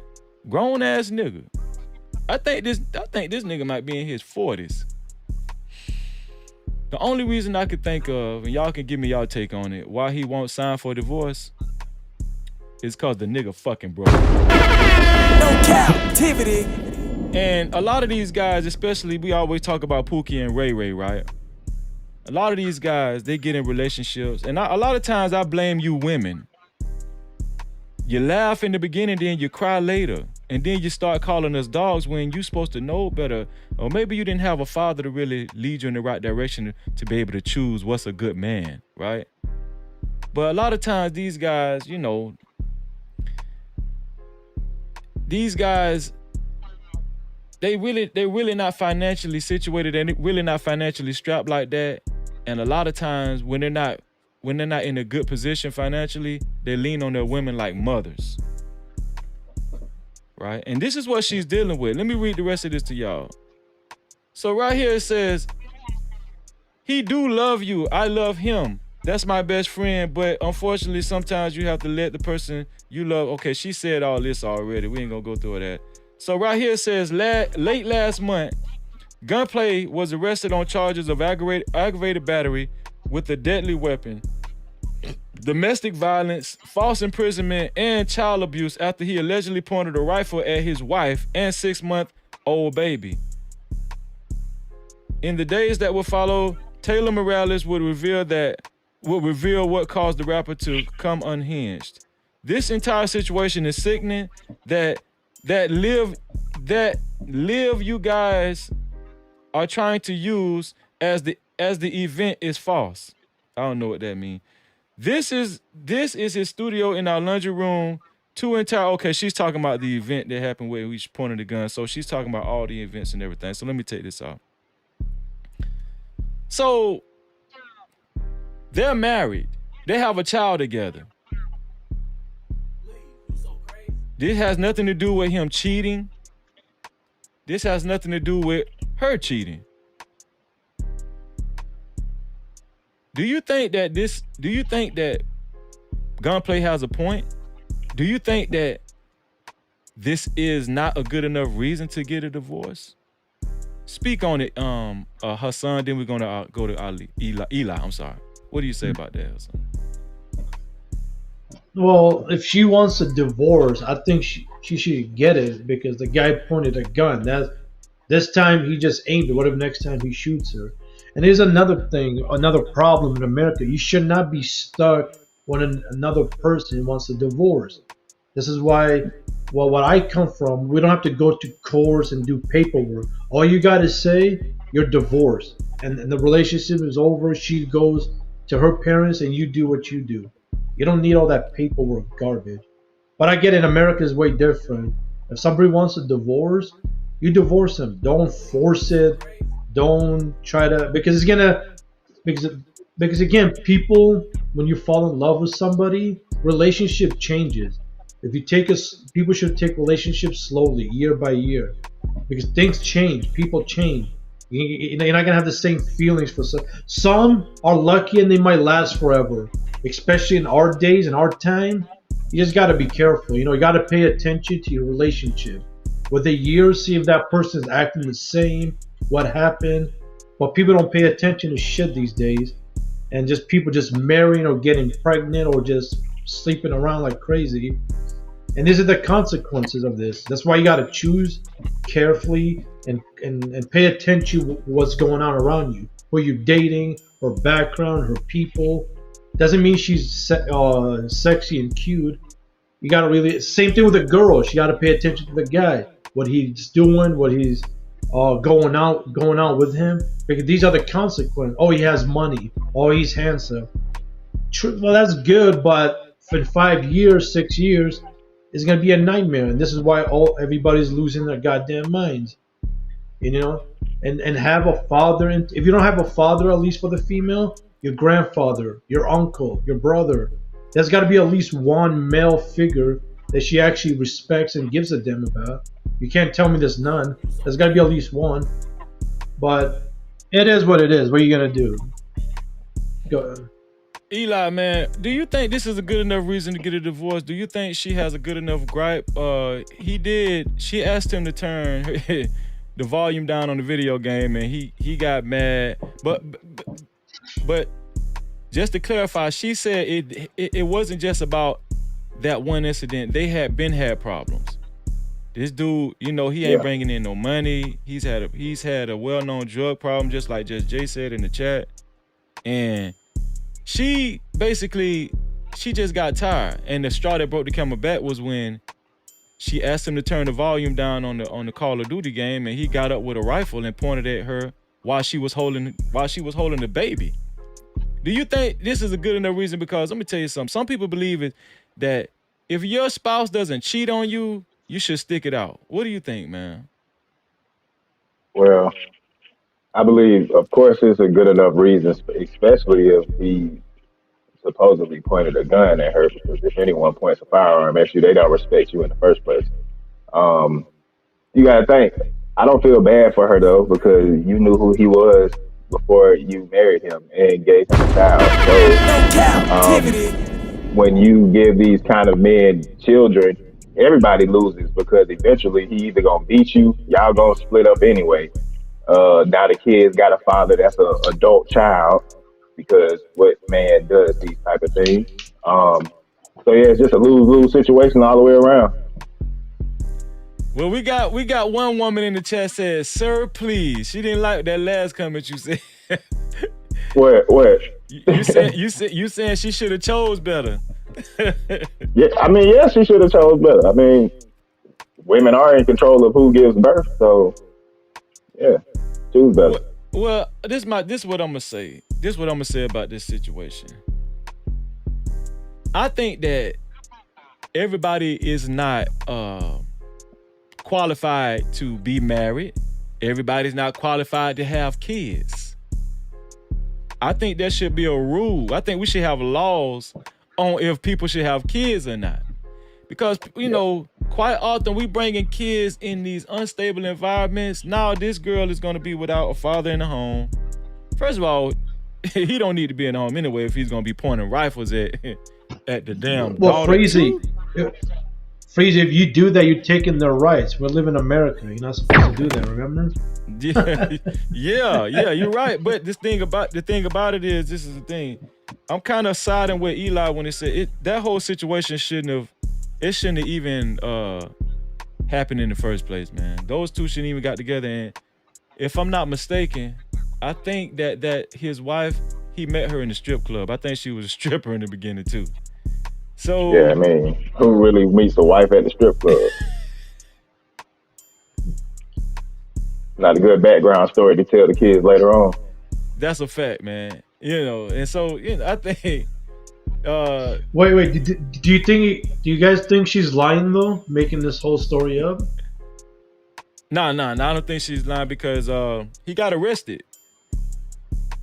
She called the police. It's a police report about it, right? But just Jay going off in the chat. But yeah, I mean, I just don't think everybody should be qualified to have kids. You know, I mean, vetting is a very serious process. I think everybody needs to be taught, and everybody doesn't know how to do it. The reason why people like her gets caught up with people like him is because a lot of times we always chasing the bag. It's always superficial. We always, cause let's face it, Gunplay is especially in Florida, he's a well-known rap artist, and he was linked up with Rick Ross, right? He was on a well-known reality TV show by the name of Love and Hip Hop Miami. So a lot of times, you know, women don't pay attention to what's really important. Women, and I don't care what you say about this, Just Jay. Women are, for the most part, hypergamous. They are. And a lot of times when women go the hypergamous route, they take their minds off what's really important, right? Like what's, you know, morals, values, stuff like that.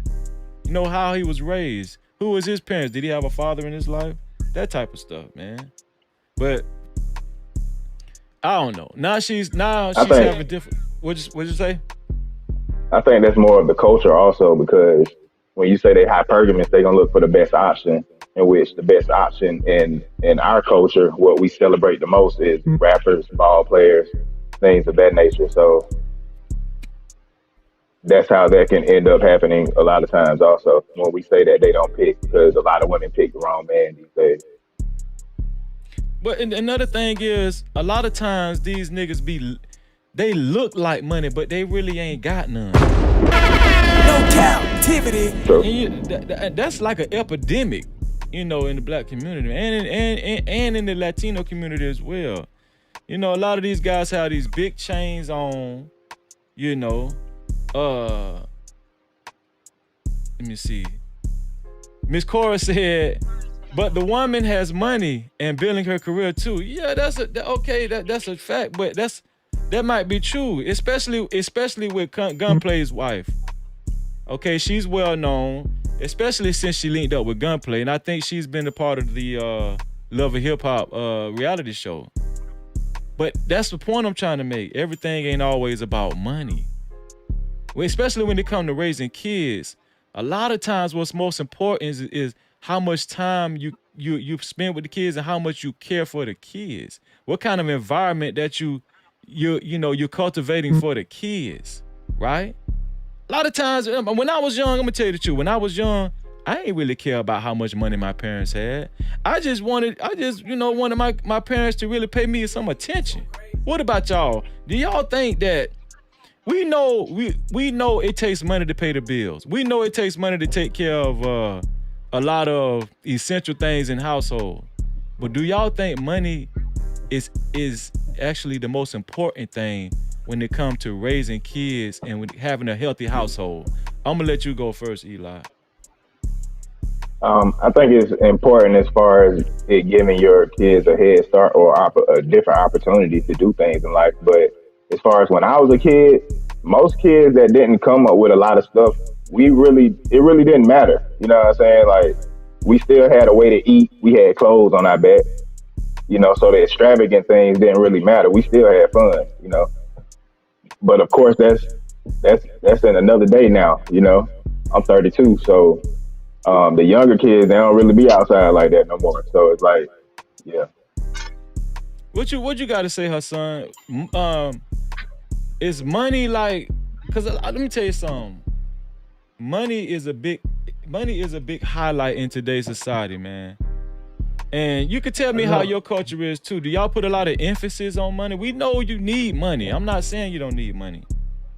But yeah, you always got to have money on you to buy stuff, get food. I agree, but again, family comes first because a kid doesn't care if you still mommy and daddy. He doesn't give a damn if you're rich or poor, So money should be like the second best thing if you have a big family and stuff.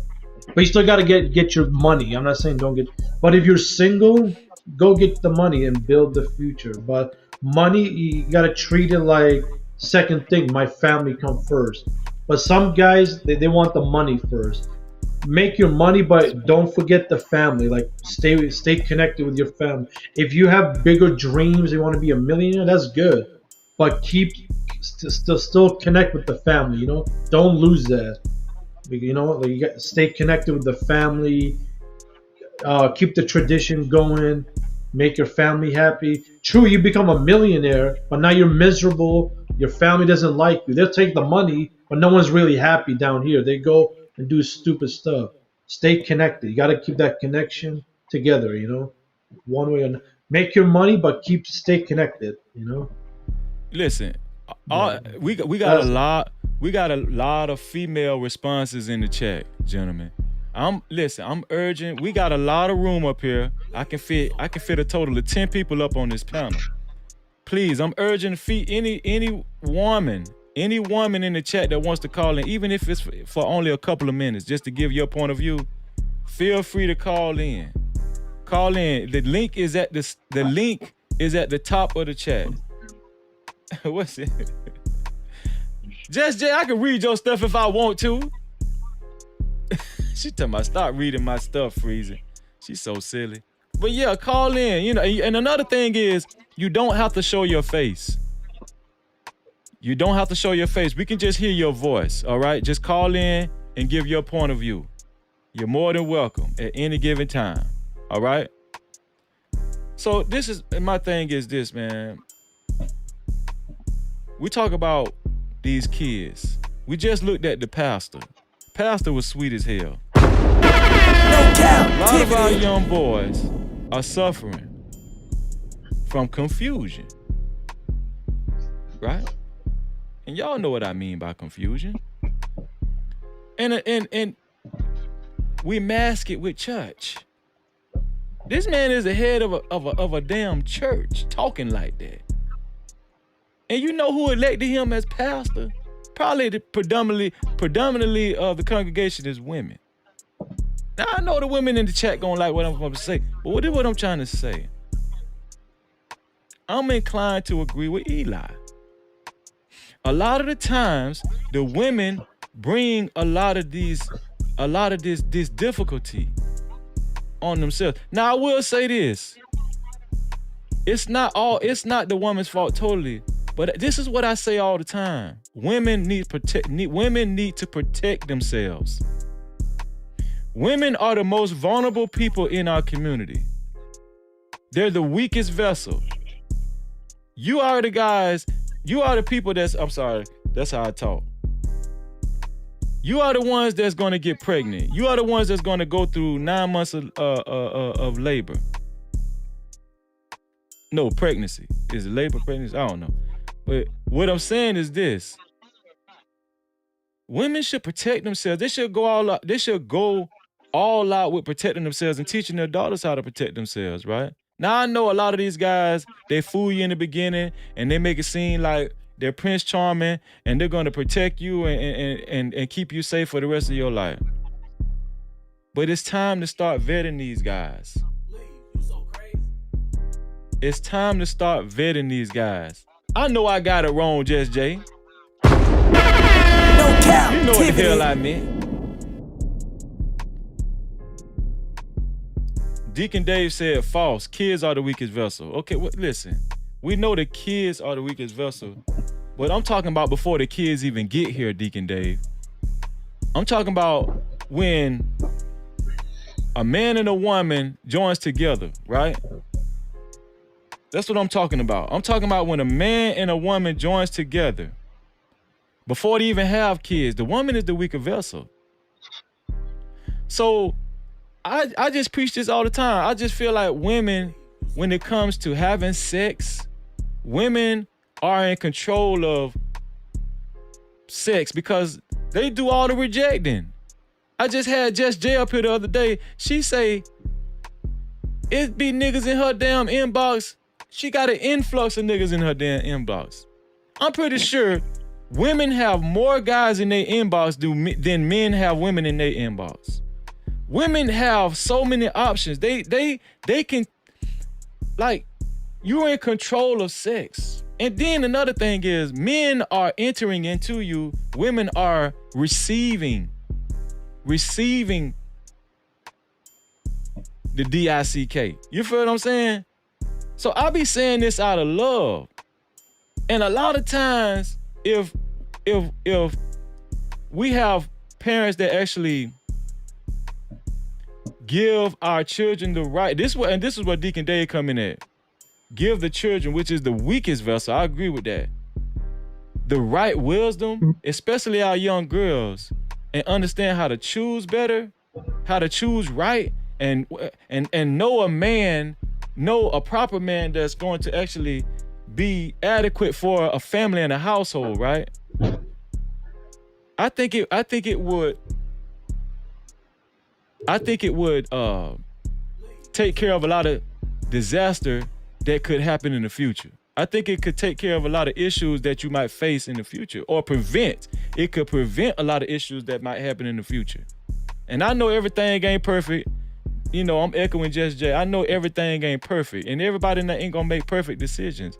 But I think as a whole, in general, because I know everybody has their own specific situations, but in general, I think we can cut down a lot of fuckery if we just make better decisions in our mates. And that goes for men too. You guys are out here dating women and choosing women just because they might got big asses and big titties. And then it turns out she ain't shit. We just so superficial. And this is how Gunplay and his wife ended up in the predicament that they in. What y'all think about that, man? Go ahead, Eli. Well, when it comes to what you mean, like the mate selection, yeah, like you said, women are in charge of sex. I mean, men are in charge of mostly relationships because we're the pursuers. We're the ones that go after the ladies. We're the ones that propose majority of the time. And then you also have the decision of whether or not you are going to have birth or get rid of the baby. So, but it does take two, but all the power is in your hands. So once the baby is, put inside of you, you get to choose. The man has no say so. And then also the type of man that he is, when do you really ever see good outcomes come from those type of men? But on the flip side, on the other side, most women find the opposite of that man boring. So it's like, what do you do? Travel One said, black men are out of order, clearly.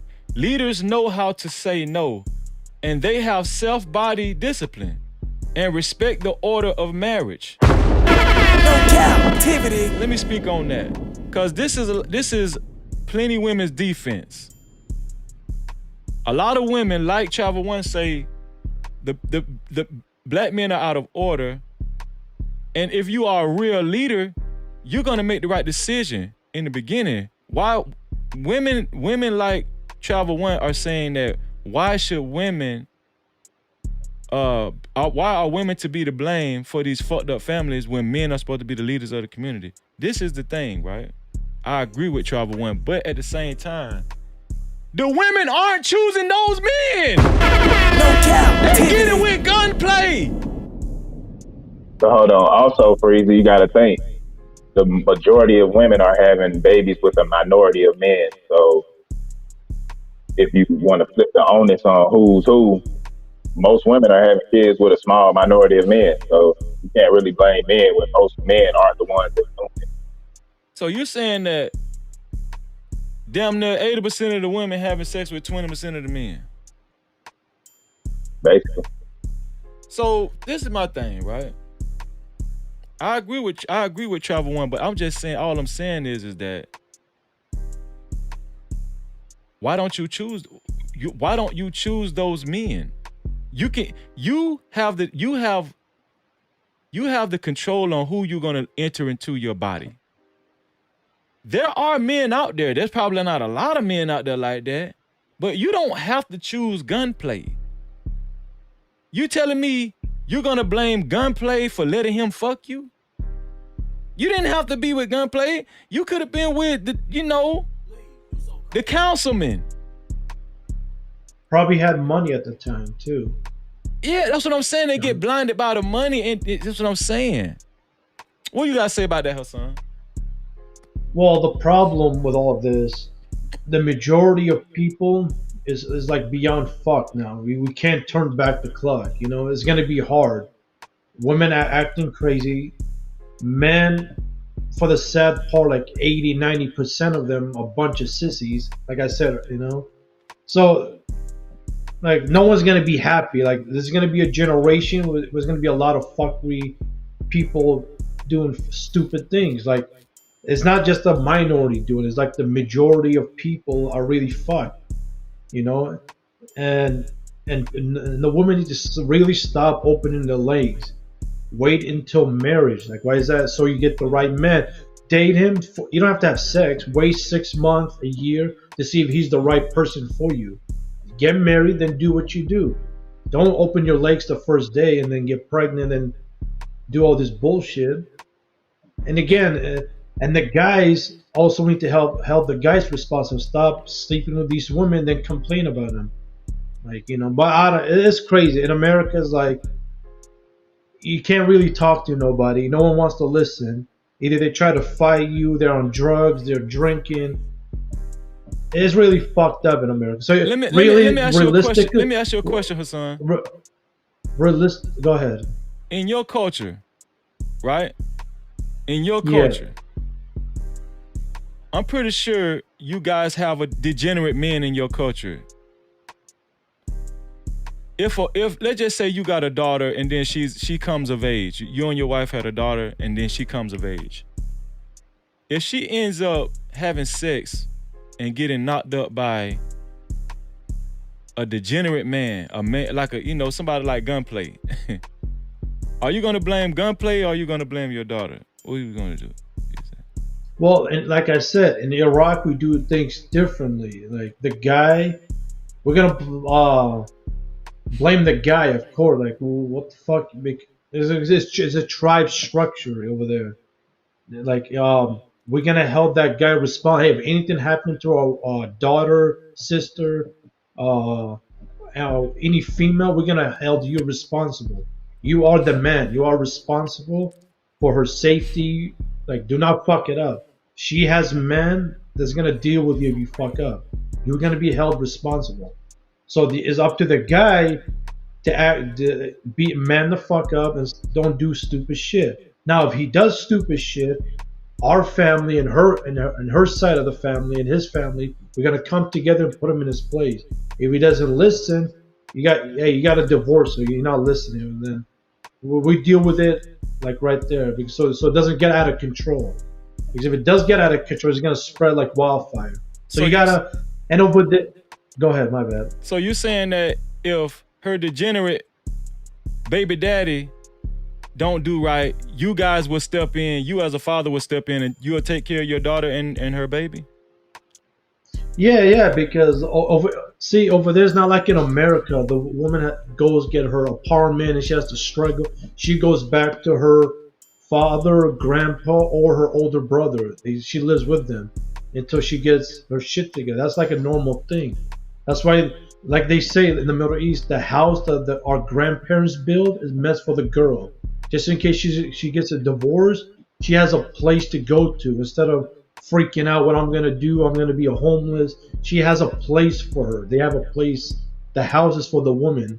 So if her husband leaves her or pass away, she has a place to go to. You see what I'm saying? So right here, Travel One says men are agreeing to be baby daddies by freely spreading their seed randomly to women. Randomly. And women do not have to take birth control. Thus stop whining about child support. Men lie and make promises. You know this, Freezy. Okay, so listen. How can I lie? This is what I want to say. How men do lie, right? But if you protect your womb and you vet me properly, it's only I can only lie so long. Right? I'm saying, like, yeah, I can lie. I can pull up in a big body Benz and a big chain and impress you. But I think, see, there used to be a time where people knew this dude. The girl's parents or the girl would inquire about this dude. You know, what's wrong with asking this dude, where do you work? You know, how much money do you make? Let me see your house. Do you got kids? Let's go get tested. You know, it's stuff like that. See, stuff like that, it becomes uncomfortable. Women don't want to go through that because they be so googly-eyed about when they see the chains and the cars and stuff. They lose their fucking mind. No Cap-tivity. All I'm saying is why the women are the ones that's getting pregnant. The women are the ones that could possibly lose their lives on the delivery table. Like, don't you think that's cause for the biggest concern on why you should protect your body, protect your future? Yeah, it's a lot of degenerate men out here. I'm agreeing with Travel One. I'm agreeing with Jet Core. Jet Core said, well, if he was clean from the drugs and relapse, then it's on him for making that decision. Well, he was clean, but he shouldn't be taking drugs in the first goddamn place. You don't want no nigga that got to get clean. You know what I'm saying? You before we enter into, you know, before we enter into relationships with people, I think that, you know, both men and women should do their due diligence, right? Now I understand what Just is saying. She's saying shoulda, woulda, coulda. Some women have already crossed that threshold, right? But you can still, if you got a son or a daughter, it's not over. You can correct the next generation. I mean, that's just my opinion, right? And then she said all this woman shit is goofy. Well, I don't think so, because listen, it's not that goofy because Gunplay and his wife were going through a serious situation. This lady got a rifle pointed at her while she was holding her child. That ain't goofy. And I'm telling y'all to prevent some shit like that, stop fucking with these crazy ass niggas. No Cap-tivity. That's all I'm saying. Am I saying something wrong? Hey, I say it like this, like I'm not excusing the part of his accountability on which he should take in the situation. What I'm saying is, at the end of the day, you have the majority of power when it comes to having kids and creating a family, because once you get pregnant, he has no say so. So when it comes to these type of men, you knew what type of man he was. Like, his name is Gunplay. Like, look at the type of culture he celebrates. Look at his music. So if you think you're gonna have just then, Eli. If you think you're gonna have, the nigga name was Gunplay. Oh, pussy. If you think you're gonna have a different outcome, it's like it's like a balance of probability. I always tell people, it's like if you live a normal good life, more times than not you gonna go off with a normal life. But if you live a street life, more times than not you're gonna have a higher probability of you ending in the wrong way. You get what I'm saying? You're gonna end up dead or in jail versus, I mean, some normal people can get killed on freak accident, but on the balance of probability, it's not gonna happen to you. So if you keep talking to those type of men, these are the type of outcomes that happen. Abusive relationships, guns, police involved, baby mamas, child support. I mean, we got plenty of evidence to see this over all these years. So it's like, to sit here and think, like, when I see people, I can tell if somebody trying to pull wool over your eyes. Like, you know what type of men are good for you and the type of men that are not. It's just most women like the type of men that are not good for them. That just is what it is. Trevor once said, so the men won't correct their degenerate behavior. Why? Because they don't want to. But this the thing. It's not. That's a minority of men, though. Because most men aren't doing this. This is what I was gonna say. When men get grown, we can't father them no more. They out of our hands. When a woman gets grown, you can't. It's hard for an outside person to father you. So a lot of these people already have they're set in their ways. What we're saying is, don't get involved with a ignorant ass nigga that's already set in his degenerate ass ways. No Cap-tivity. There are men that was raised correctly that you can actually align yourself with. But first, the problem is a lot of the women feel like they ain't ready for that type of man. So it's gonna force you to get your shit together. Because that type of man is not gonna just settle for anything, right? Well, Freezy, they want hold on, money. let me read this comment. Miss Corey, listen, that's my sister, y'all. I love my goddamn sister. She said, his name is Gunplay from rapping, but he was trying to change. He was clean for a while, then relapsed because he's had drug issues from years and years ago. That's life. That's true. That's life. And I'm gonna give him some kudos for trying to change, right? But I'm not finna, listen. It's people that used to, hey, listen, what I'm saying is this. Everybody ain't perfect and understand that he was trying to change like Jet said, right?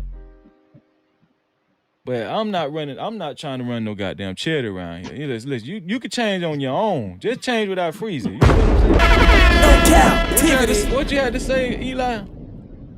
Hey, Freezy, do you think most of these situations are situations because of most people coming from trauma, so they just trauma bonding?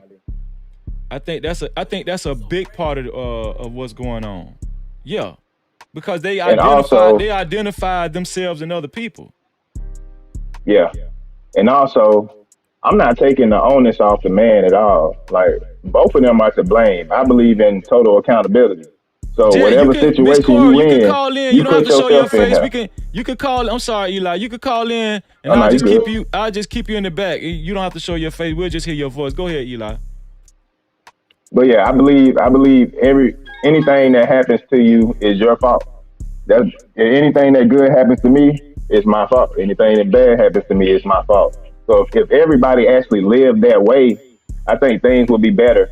But most people are selfish these days. So most people try to find in some kind of way that it's not their fault. I totally agree. We got Miss Just J in the back.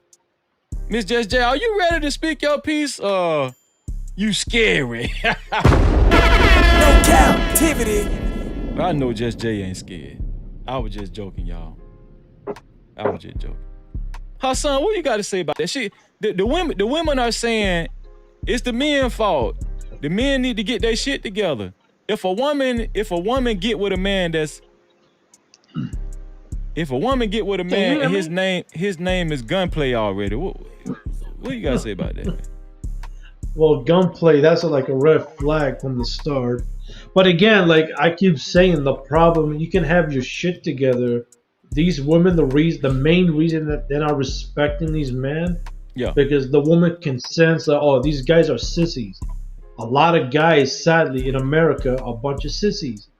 How are you gonna have this woman respect this man?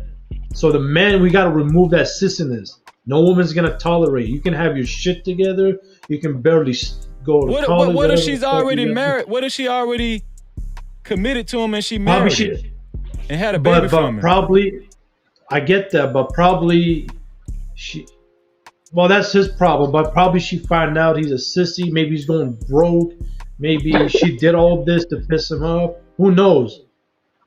Like, this could be one giant scam, all we know, even though he got arrested. You know, give it time. Who knows? Maybe she is telling the truth. But deep down, a woman does not want a sissy, even if you are a self-made millionaire. That's the problem in America. These women will have no respect. But she's already with the sissy. Maybe she just wants the money then. But she didn't already had a baby. Listen, her son, she didn't already had a baby from the sissy and everything. All of this already took place. What do you got to say about that, though? Now she's complaining. That, but it could be she's there for the money, and when the right time comes, she thought she's gonna take what is that child? What is that thing called in America? Child support or whatever that she gets from him. Now she probably found out that he's broke, and then everything went downhill from there, like you said earlier. But a lot of people getting married for the wrong reasons. That's what I'm trying to say. And this problems are not gonna. It's gonna continue. It's sad, but America is just a one fuck place, you know. And if you're gonna get married, don't get married in America. Because these Cap-tivity. One time for the passport, bros. Just Jay, you hear me in the back? Just Jay, you hear me? I think she's still getting herself situated, man. But go ahead, Eli. Eli tried to say something. Go ahead. Do you think it's more of the women don't know what real masculinity is? Because what I see is a lot of women like hood guys. And what I say all the time is most hood guys are actually feminine because they can't control their emotions. A big predicator of masculinity is stoicism. And most men that are hood come up with single moms, so they have feminine energy, so they act erratic when they're solving situations. Just Jay, can you hear me now? Yeah, like as a man, what I'm trying to say, as a man, you gotta keep your respect. Hold on, Hassan. Let me make sure Just Jay is straight. Can you hear me okay? Yeah, I hear you now, sis. Yeah, I can hear you. Okay, my headphones. I was trying to connect, and I guess my headphones wasn't connected. Okay. Hello, Miss J. Hi, how y'all doing? How you doing? You know Just Jay, Eli? No. Oh, okay. See, Just Jay, we got gentlemen up here. They don't even know it. They call it Miss J. What you got to say about that, Just Jay?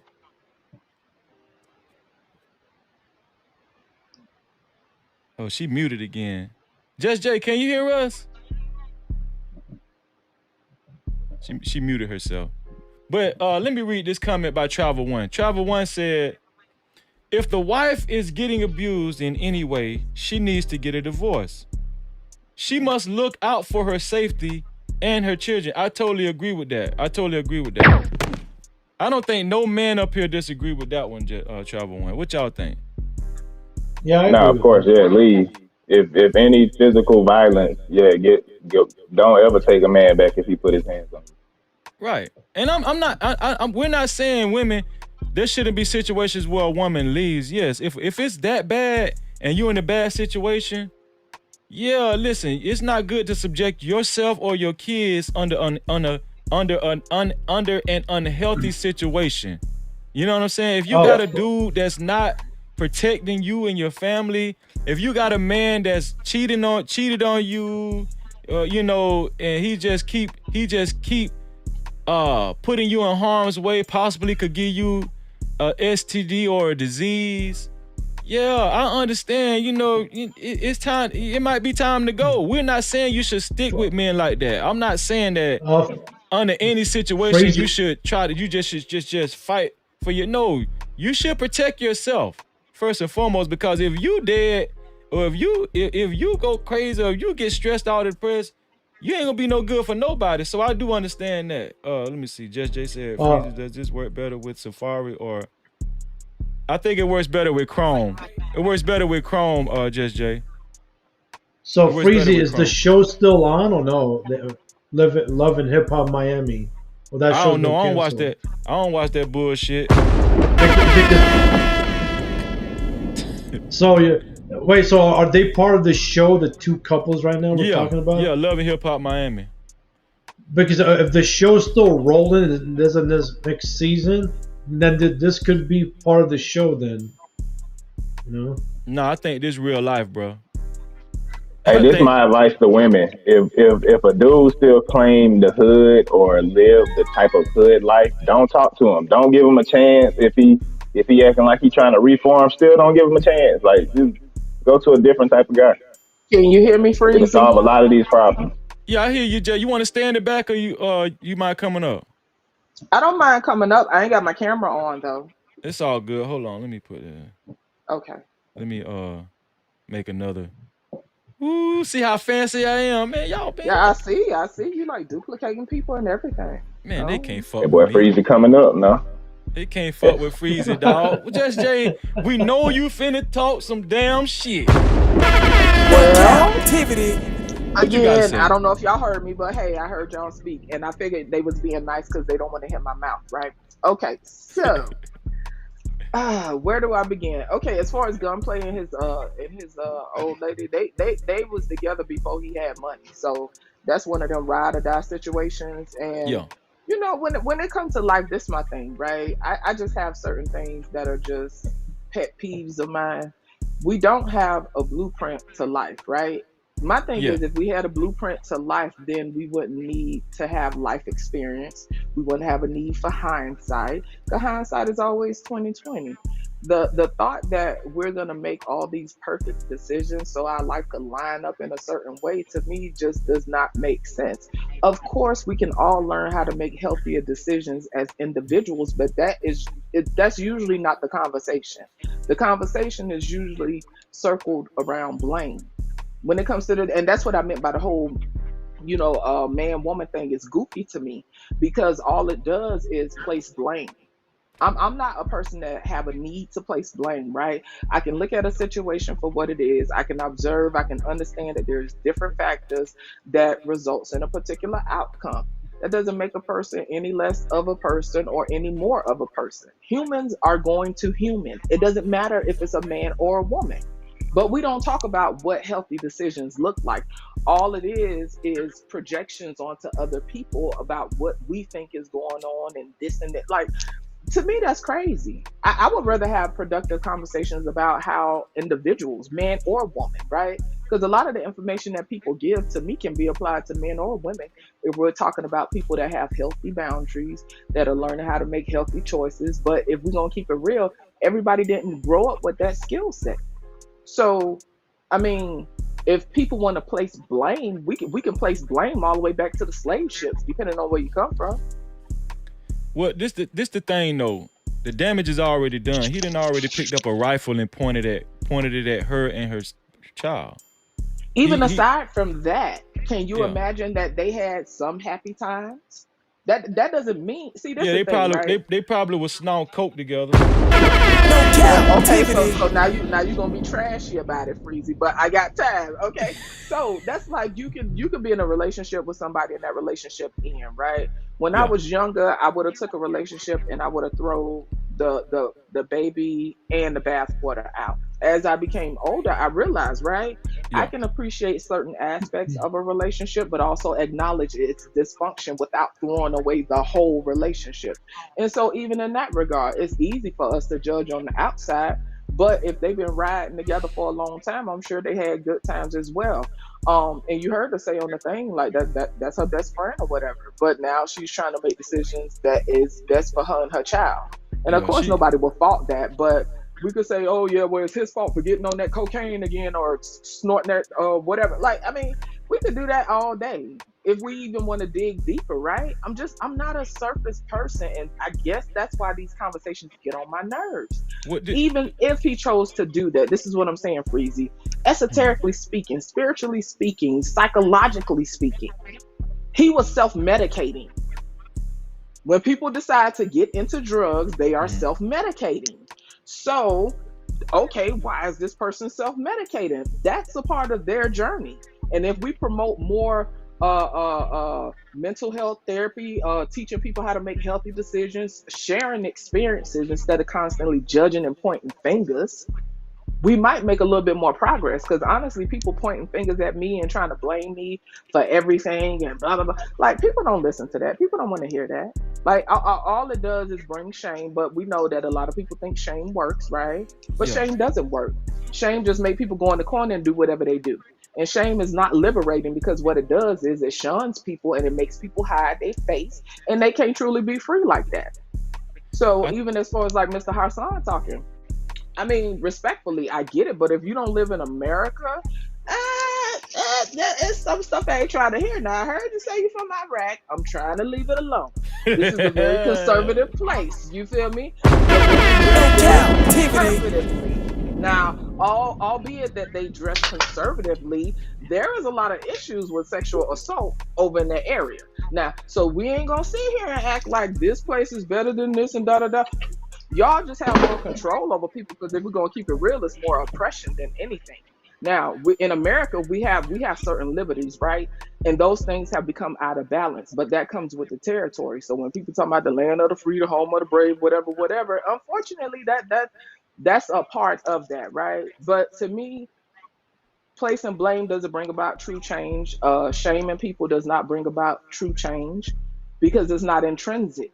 Of course, we have extrinsic factors, right? Because we have jails, we have police. They implement these things on an extrinsic level, right? Because we try to maintain order. But if we're talking about intrinsic change from within, that can only be done by that person. So if we have in conversations, if a person lacks the ability to self-reflect, if they lack the ability to have self-awareness, if they're not in a place to grow as an individual, all this stuff we talking about is for nothing. So Just Jay, you're saying shaming doesn't bring about true change. So does celebrating bullshit you bring about true change? Absolutely not. So yeah, it ain't about, oh, let's celebrate these hoes and sexy red, taking it raw and whatever. No, it ain't about that. You feel me? Because I disagree. I think we should bring shame back. That's why a lot of the stuff happens these days, because no one feels ashamed of the actions that they take. And guess what? A lot of people's mamas was hoes back in the day too. They just did it in the corner. That's my whole point. So if we want to bring shame, like, this is how I view shame. If you're doing something Freezy, and I find it very unpleasant, unpleasing, like, you out here doing whatever, and I feel like it's embarrassing, right? First of all, I'm projecting, because you the person that's doing it. Why am I embarrassed for you? So whenever I decide to shame you, really, that's self-serving behavior. That says that Just Jay don't want to see Freezy doing whatever he doing. Now, what Freezy gonna do? Freezy gonna go behind the corner, and Freezy gonna do whatever he doing behind the corner. It's gonna leave me feeling better, but Freezy still gonna participate in the same activity he was doing. That's all I'm saying. He's still gonna be doing the same my shit. thing. It depends on how you look at the community as a whole. Me, I'm one to look at us as a collective, right? If you look at it as a collective and you care about not just your household, but you just care about the betterment of this whole community as a whole, right? I do think shame has its place, but I understand what you're saying as far as like shaming just for the hell of it, especially if Well, there's a break lot it down for me. Explain it. Give it to me in a way that I can understand and where I can see how shame truly helps a person on an intrinsic level. Well, this is the thing, right? Shaming is just not for the person you're shaming. Shaming is for the other people that's looking at the person being shamed. That you know, it's a preventative measure to stop any other casualties of fucking war. You feel what I'm saying? So again, how does that change a person intrinsically? So the person that's being shamed. First of all, the shaming is not going to change them at all if they don't learn how to take accountability. See, this is the thing. Truth hurts. Nah, don't be trying to run. You just tell me how I help a person on an intrinsic level. I don't want to hear about that truth and whatever. This is what I'm trying to tell you. First of all, go ahead. First of all, I don't know all them big ass words now, intrinsic and all that shit. You know I'm on the inside. On the inside. Okay, on the inside. On the inside, a person has to dig deep. We said this before. A lot of people can't look in the mirror. And the battle is not with other people. A lot of times the battle is within that person. So it don't matter how much shaming I do. The shaming ain't gonna be the problem. The reason why they have issues is because it's intrinsic. Is because they haven't done any self-evaluation, haven't took any self-accountability. So how does shame help? That's what I done said. This is what I was saying. Hold on, Hassan. Can I answer? Shaming does not really help the person. It helps the other people that's looking at this person being shamed. That's just like, okay. It doesn't help them either. Yes, it does. That's why Let me a lot tell of you. people are afraid to make mistakes because of all these goofy ass talking points. This is why a lot of these niggas afraid to go outside and actually date and meet people because they scared as shit. This is why people don't want to live life because of these goofy ass talking points, because they shame. They are not living. They are not experiencing life because they are afraid of this harsh criticism that we call in shame. What you got to say to Just Jay's point, Eli? I'm gonna go on mute. Most people don't get shamed about anything, so I don't understand that most people are scared to go out because of these talking points. I would say shame would be a good thing as far as kind of what you said, as far as like a preventative measure, because it might not help that actual person that you shaming. And I'm not saying that people should just go around just shaming people for anything. It's like certain behaviors, like being a deadbeat dad. You should be shamed. If you're a hoe, you should be shamed. And if you're shamed, then it's not going to be Eli, broadcasted. we should be saying it's okay. We gonna work through your hoism. But you know how y'all.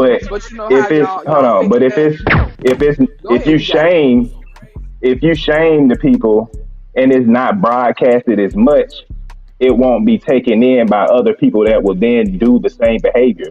Some people might see it and they probably thought about the behavior and they like, nah, I ain't gonna do that because I don't want to be shamed. Even if you say they didn't change intrinsically, even if they still had them thoughts, they still didn't do the action. So then, therefore, there will be less people that's being shown doing it, so less people will gravitate towards that action.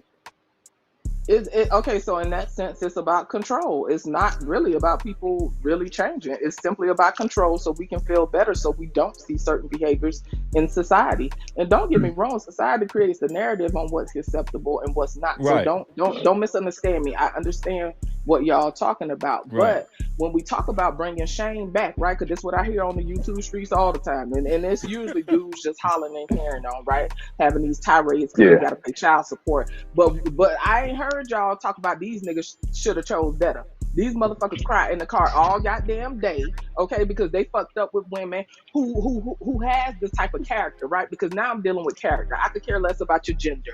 If you decide to get with somebody and then you have children with this person, whether they can control sex and the access with all these talking points, okay? The baby's is here now, and for whatever reason, she decided that you ain't worthy of seeing the motherfucking kids. We could sit here and say, oh, well, you should have chose better. You should have knew that was a trash character person that wouldn't even let you see your offspring, XYZ.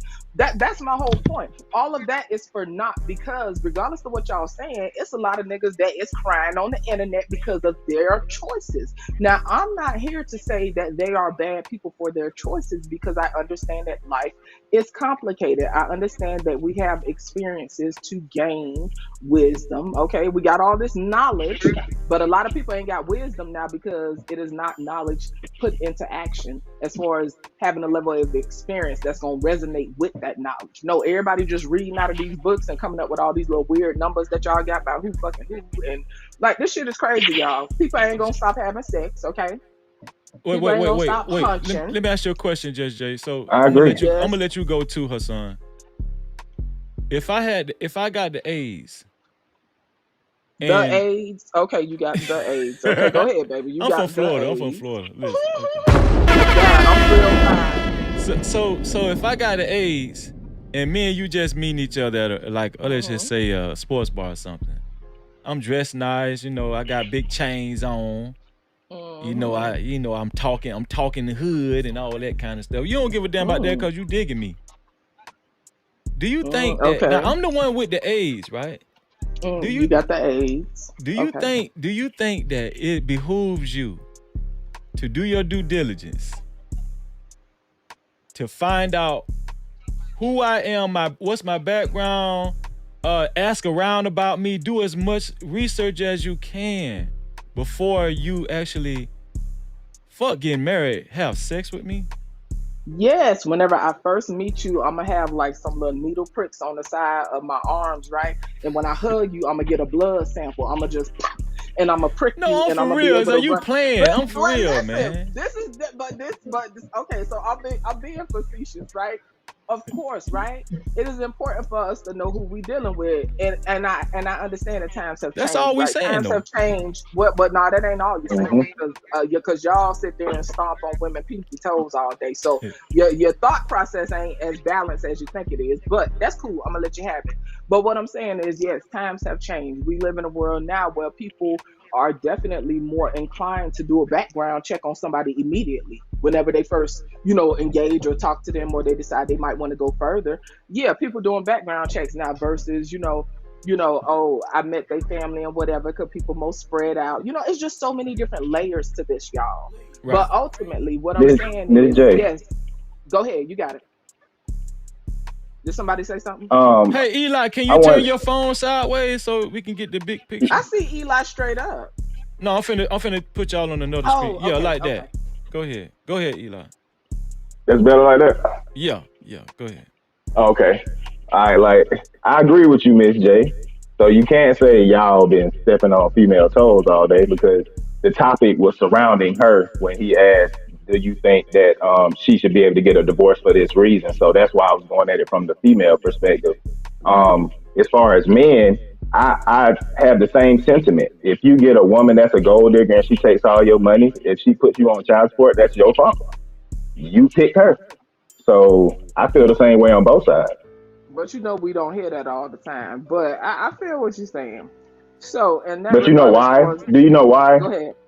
Why? Because we control all this access, and like women have all this control, but y'all leaders go. No, ahead. It's because these talking points, like from the male perspective, are fairly new over these past few years. Like the perspective that we heard, as far as what you just said, men have now. Like women topics have always been talked about. These topics that we're discussing and coming from our standpoint, these are fairly new.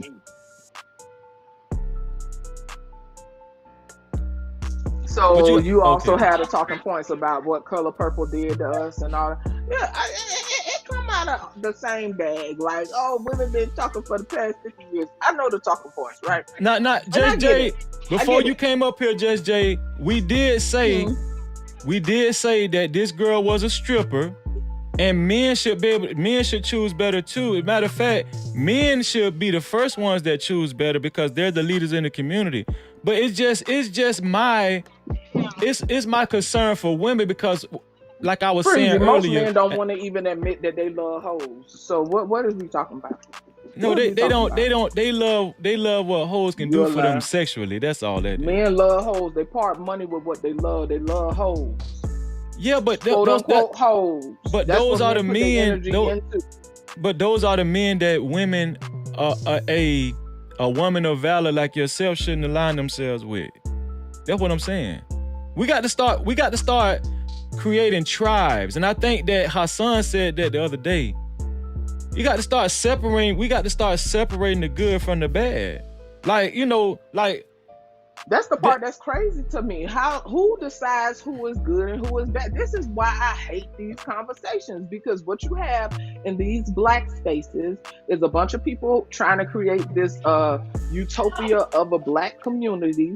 And you got all these people deciding that this person good enough, that person good enough. So even by the talking points logic, me as a single mother, I'm not good enough for y'all community. I have been exiled anyway, okay? So my thing is, who makes these decisions? And like I be saying, and I've been saying it for the past few days, I'm waiting for people's closets to open, okay? I'm waiting for the skeletons to fall out of everybody's on YouTube. Because all of us, you, Hassan, Mr. Eli up there, everybody. I want to see everybody's skeletons because we got all the answers. So I want to see everybody's skeletons because I put in the comments as well. Every last one of y'all have been a villain in somebody's story. Well, we all villains in somebody's story. So how do we, have this self-righteousness about us where we feel like we got the answers and we decide who worthy and who not? That's the stuff I don't let me answer that. So we know ain't nobody perfect, but there is a certain quota. There's a certain quota of morale and conduct that at least like a foundation of conduct everybody should be able to follow. You understand what I'm saying? So I don't make my bed every day. You know what I'm saying? I'm not perfect.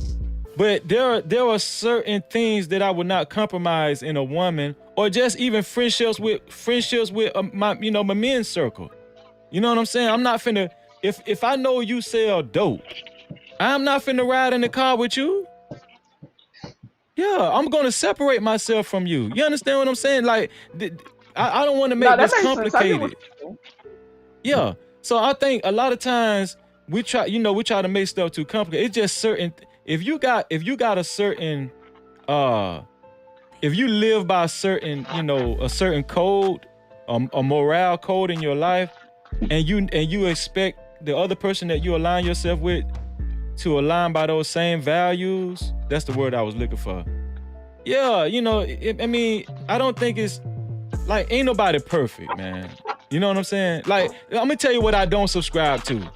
When men be on these panels, these Kevin Samuel talking points about a woman should be fit all the time and she shouldn't be over. I don't subscribe to that bullshit. See, because now what men are setting themselves up is to where they, basically you saying the woman got to be perfect, but all you got to do is make a certain amount of money. Then that's not true. That's unfair to the woman. I don't subscribe to them talking points. But I know you don't find it intentional, right? And I don't even believe it's intentional, but some of the stuff you say still promotes that same idea. And that's usually the narrative in these spaces where it puts all the blame on the woman. And like I say, for me, it's not about blame. If you have a person, two people in a relationship, they break up and that person saying, oh, Susie did this, she did that, da-da-da. Now, this person gonna talk to you for a whole hour, but they ain't said one thing about, well, I see how I contributed to this in the relationship or how I contributed to that. That's what most people do nowadays. My thing is this: if we all are constantly pointing our fingers at each other, how do we do our internal work? If I go through a situation with a guy and all I can focus on is what he did to me, that statement alone puts me in a place of being a victim. If I constantly focus on that, I cannot grow as a person. I have to sit myself down and meditate on some things and say, okay, Jay, what is it that you did that may have contributed to the situation? Okay, what could you have done better? A lot of people don't take time to self-reflect on their own behavior because they are so outraged with what was done to them. And don't get me wrong, it hurts, right? It ain't fun when you feel shitted on or slighted. None of that is fun. But if we constantly focus on what was done to us, we cannot focus on our own personal work. Does that make sense? The only thing that I truly put the onus on when it comes to women is sex. I think that women... But that is basic shit. Y'all gotta elevate and get past these goofy ass talking points. Man, and sex is not basic shit. Sex have ruined people's lives. I just got through talking about the AIDS. But you're still putting it on women. Yes, I'm gonna tell you why. I'm pretty sure you done heard this already. So this is my point. You are still placing blame for two individuals coming together, deciding to pop their rocks off, and there is no need to. But listen, and I'm gonna let the guys get in here too. I want Hassan to talk because okay. I want him to respond to what you were saying about the Middle East, the people or whatever. I forgot what you were saying. He remember what I said, but go ahead. I'm gonna go on mute. He remember. But anyway, what I was gonna say is this. I was gonna say that you make it seem so simple when it comes to sex. There's a lot of things that happen before two people have sex.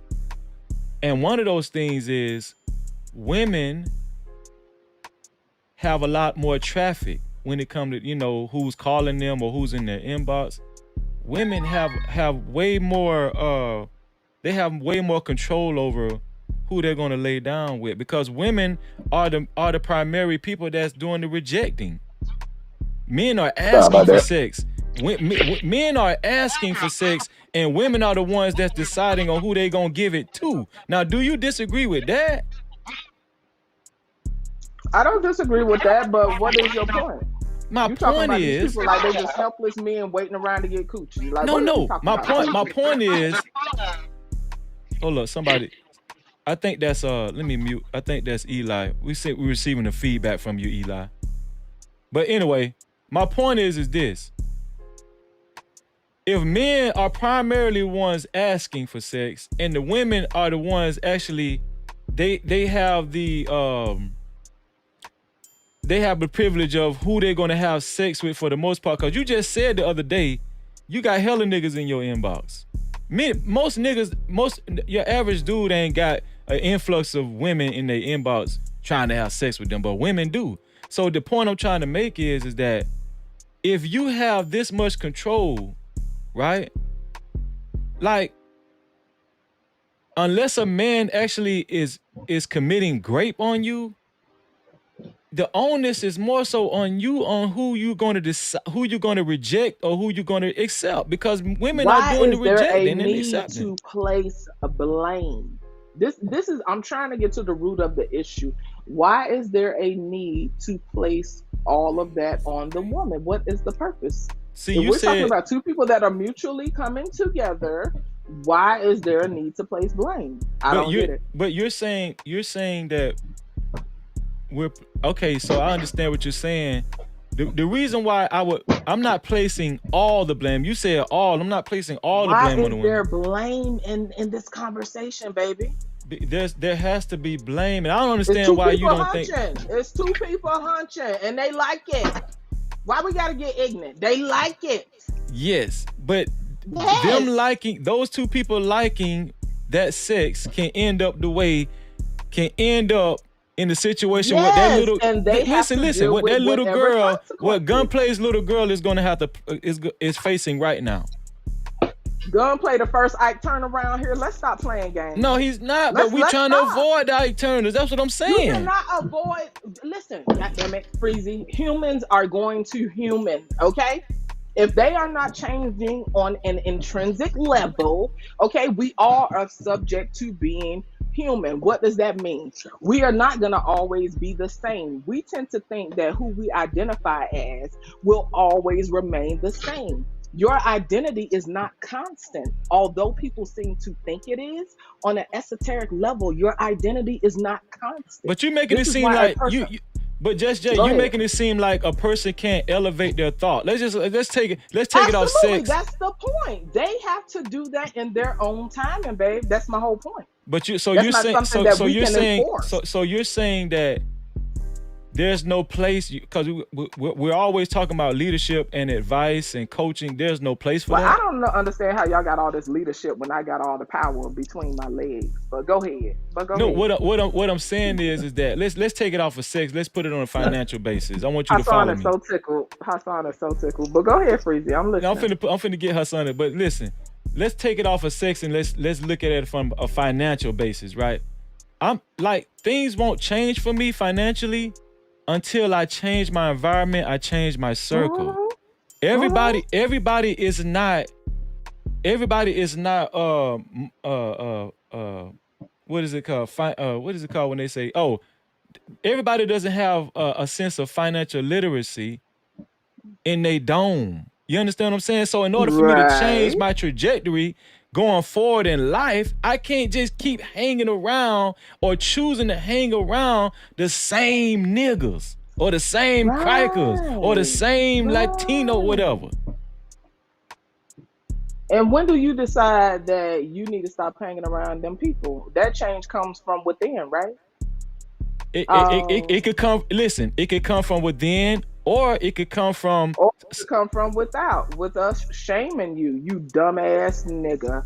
You need to level up, you broke ass nigga. I need you to. Okay, I'm sorry, but go ahead. Yeah. I'm gonna let Hassan go. What you got to say about Hassan? I'm gonna let you have it. You already know I can talk circles around you, but I'm gonna let you have it, and I'm gonna let Hassan talk. Go ahead, son, cause I want you to speak on. Do y'all have a problem with what about what? Do you remember what Miss Just J said about the issues y'all have as far as? Huh? Yeah, but we deal with ready to hit me with some rocks right now. But go ahead. Wait, what was that? She said, yeah, you remember because you ready to hit her with some rocks right now. Go ahead. Oh, is that it? So I want you to speak to what I want you to speak to both things first. But go ahead. The floor is yours. First of all, shaming, like especially where I come from. Well, when somebody is not only shaming me, he's shaming my family, my tribe. Secondly, this is why you guys don't have sex before marriage. You gotta wait till marriage, then you guys have sex. Because this is how all this disease spreads around. That's why you guys have all these goddamn problems. You don't need to be tested if you guys just waited until getting married. There's another problem. Number 3, it's not just about sex, Freezy. You guys need to stop saying that. It's about your actions and her actions. Can they, their personalities, you guys gotta like work together. Like, you know, it's not just about sex, you know. And America's sex. I get it, sex is good, but fuck, like there's gotta be other issues you guys gotta fix. What in your country, what determines if you're married or not? What consummates a marriage? Well, marriage, you got to go to the father, ask, hey, can I marry your daughter's hand? But how do you know the marriage is final, though? Throughout history. Well, he's trying to figure out if bloody sheets outside the window, but I'm going to go on mute again. I'm sorry. Yeah, so her parents and my parents are accepted. Then we bring the priest. You know, the priest comes and we make it legal. You know? Okay, but sometimes, but now. This is what I'm trying to tell you. You said it's not about sex. Sex is a big part of it. Let me tell you why. Throughout history. Yeah, I get it. Throughout history, the way people are considered married, the final straw is after they consummate their marriage with sex. Sex is a big deal. No, that's after. Once they put the ring, make it official at least. Like front of, so instead of everybody saying, "Oh, slut," oh, she's doing it with her husband. You got to make it official. So when everybody in the village or in the city, oh, these two are married. So, but in America, I get it. Everything's normal and shit. But over there, you got to be married. Then you guys do what you guys do. You know. No, sex is important. I'm not saying, but I'm also saying wait until you get married. Because this stuff is ungodly. Sex.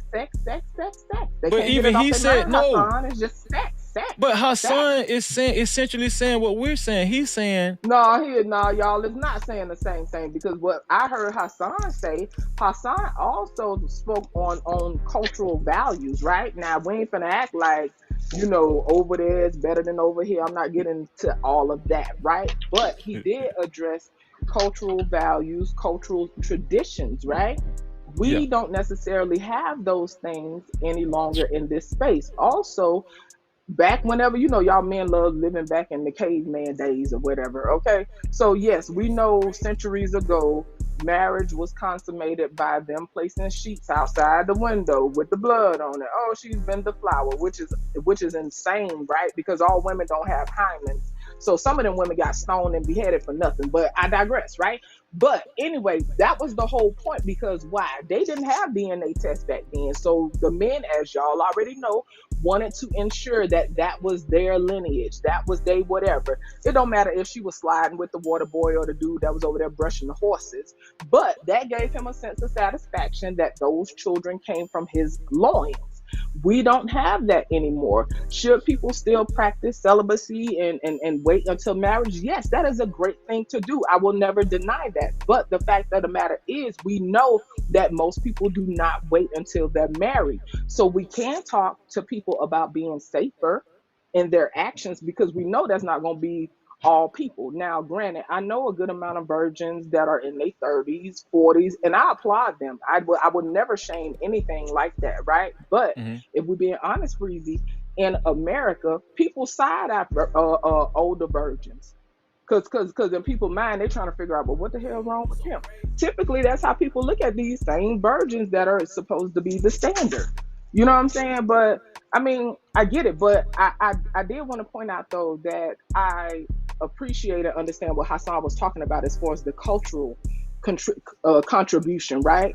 But again, this is Iraq. That's why I said respectfully, if he's not in America, it doesn't matter, because over there, they definitely have a larger presence of men in their culture being present, not just males running around, but they're actively involved in their families. Now, whether some of them beat the shit out of, their daughter or something because she was up there looking at somebody is another story. But there is a greater presence of men in that culture.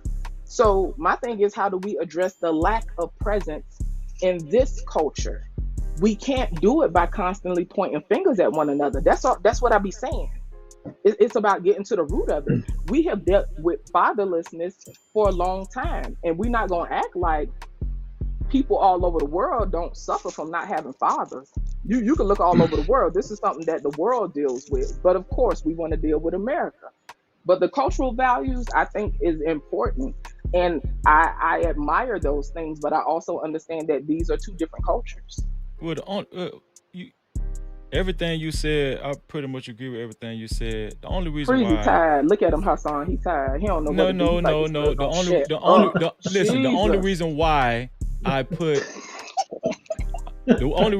a spotlight on women, when I think about my nieces, when I think about, my late mother, she's not here with me now, but when I think about the women in my life, and then versus the men, the women are more vulnerable.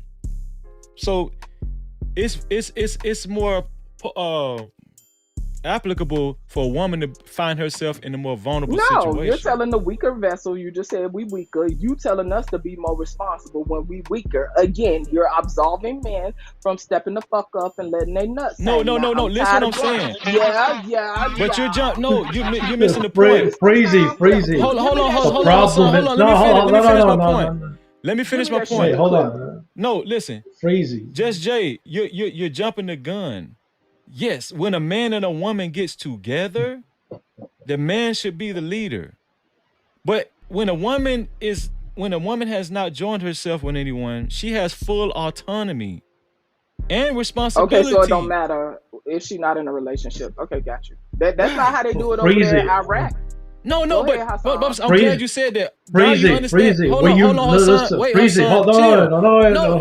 Before I forget. Hold on, Hassan. You got to remember that this is my goddamn show. Write it down, babe. Just write down a Q word. Go ahead. I got you, Hassan. Listen. What I'm saying is this. Go ahead, Freezy. Before the woman joins, I'm talking about all of these women out here that's not in relationships. I'm not talking about the women that's in relationships or that's married. Yes, it's on the men. I'm blaming. Listen, this last story that I reported on, it's about Gunplay primarily. It's not about his wife. Gunplay is the degenerate in this story. I fully understand what you're saying. But all I'm saying is before a woman joins herself with a man, when she has full autonomy of her own body and herself, yes, it's more pivotal for a woman to make the right decision for it than a man is, because she's the one that's going to get pregnant. She's the one that's going to she could possibly lose her life on a delivery I'm going to let table. Hassan go when you're done, and then I'm going to just hold my thought. I'm going to make a note of it. Go ahead. Yeah, and then, that's all I'm saying. Women are more vulnerable. That's all I'm saying. Go ahead, Hassan. Why are you making Hassan? No, all I got to say is, before you tell the woman the man should be the leader, the problem, like I said, in America, the majority of men are sissies. These women are going to respect no sissies. That's a goddamn problem. So we got to blame the men too, because most of these men don't have self-respect.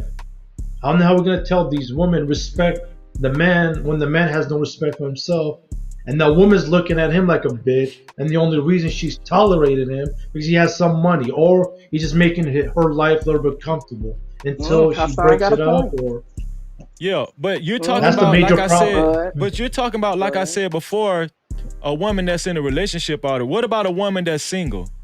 She ain't got no kids. Even a single woman. Caliber of men. Go ahead, you got it. I'm sorry for cutting you off there. You got to go ahead, Hassan. No, my bad. But I'm saying even a single woman deserves the best man she gets. But the problem is, even if she gets a new man, she runs to the same problem. He's a sissy, or she's not respecting him. So we're going in circle. Small men, I mean, the minority in America, men still have some respect, but that's small. It's hard. Good luck finding that. The majority are a bunch of sissies. It's that simple. The majority of American men is sissies, and he's sick of looking at it. He find it pathetic. Okay, so Hassan, let me ask you this question, right? And again, I'm not about blame, but it's a few things that I say in these spaces, and you can tell me what your thought is on that, right? I feel like men set the tone. 9 times out of 10, men set the tone for the interactions between women and children as a father, and I also feel like that goes in general when it comes to the community. So when you refer to stuff about men being sissies, etc., you're not just speaking about men who are dating women, becoming married. You're speaking about men in general as a whole, right? Even the men in the community, the guy who stay down the street, who see kids out of order and he put them in check, etc., etc. Are you talking about all men, or are we just talking about relationships? No, I'm talking about all men. For example, look at Jeff Bezos. For example, he's a billionaire. Look how his wife was looking at the DiCaprio actor. So that just showed us this man's a sissy, and he's a billionaire. So she's stuck with this billionaire. It's not about the average guy. Oh, he's a billionaire. I'm not gonna troll too much because I don't want to make other people responsible for other folks' behaviors, right? Because obviously it was something within her that felt like she needed to do that. But I agree with the things that Hassan is speaking on about men in general. There are men around, and Freezy, a lot of dudes in the hood that we know and that we used to. A lot of them dudes probably felons, but some of them are some of the most upstanding dudes because they have a code, right? Yeah. I know a lot of dudes with a code. I know I got loved ones, that been down for almost 30 years. They've been down since I was 6 months pregnant and still down. But one of the most upstanding dudes I know, he could call me right now and tell me something, and I trust every word he's saying. This dude is locked up. But it's because he have a code. And a lot of people do not have codes. They don't have standards that they go by, nor that they honor. A lot of these dudes, if we know, they'll fuck you, they'll fuck your sister, your auntie, your mama. They don't have a fucking code. No Cap-tivity. You feel me? But we know dudes like you say, you from Florida, you up from Miami. You know dudes, they'll smash every woman in that family and won't blink an eye because they don't have a code. Some places have a code, and some men, even in America, have a code that they don't mess with each other's wives. They don't. Okay, if we're the weaker vessel, we already know a woman can be easily impressed upon a man if he really exerts that dark psychology, right? If a woman isn't familiar with knowing how to navigate being manipulated and stuff like that, many women fall subjected to that. So my thing is, it's not about me blaming men, but if men are the stronger vessel, to me, that is indicative of men who need to have a code to uphold. That means that men ought to know, and they do know, right? But we know a lot of them don't follow through because it doesn't benefit them. A lot of these dudes that's messing with these misguided women out here, a lot of these dudes that are messing around with women who they know they could easily lay with, they manipulate those women instead of being leaders and saying, oh, nah, baby girl is very impressionable. I know I could blow her back out. I know I could blow her back out, but I'm not going to do that because baby girl is impressionable. That, to me, that's a leader. But most men that we know, Freezy, you know they're not going to do that. If she open it, he going to get it. And so that's what I'm talking about, just people having a standard. And that doesn't mean that women shouldn't have standards, because we should have standards as well. But if men are going to keep beating their chest, talk about unga bunga, then I'm just saying men need to step up and be that leader. And that means that men can lead in their communities as well. When I say that in these spaces, guess what they do? Nah, I ain't trying to be no leader to no random women. Okay, but you on the internet running your mouth all day, bouncing your mouth. So make it make sense to me. But anyway, I'm gonna go on mute. But yes, I think culturally, there are many men, for whatever reason, that have been emasculated. You know what I'm saying?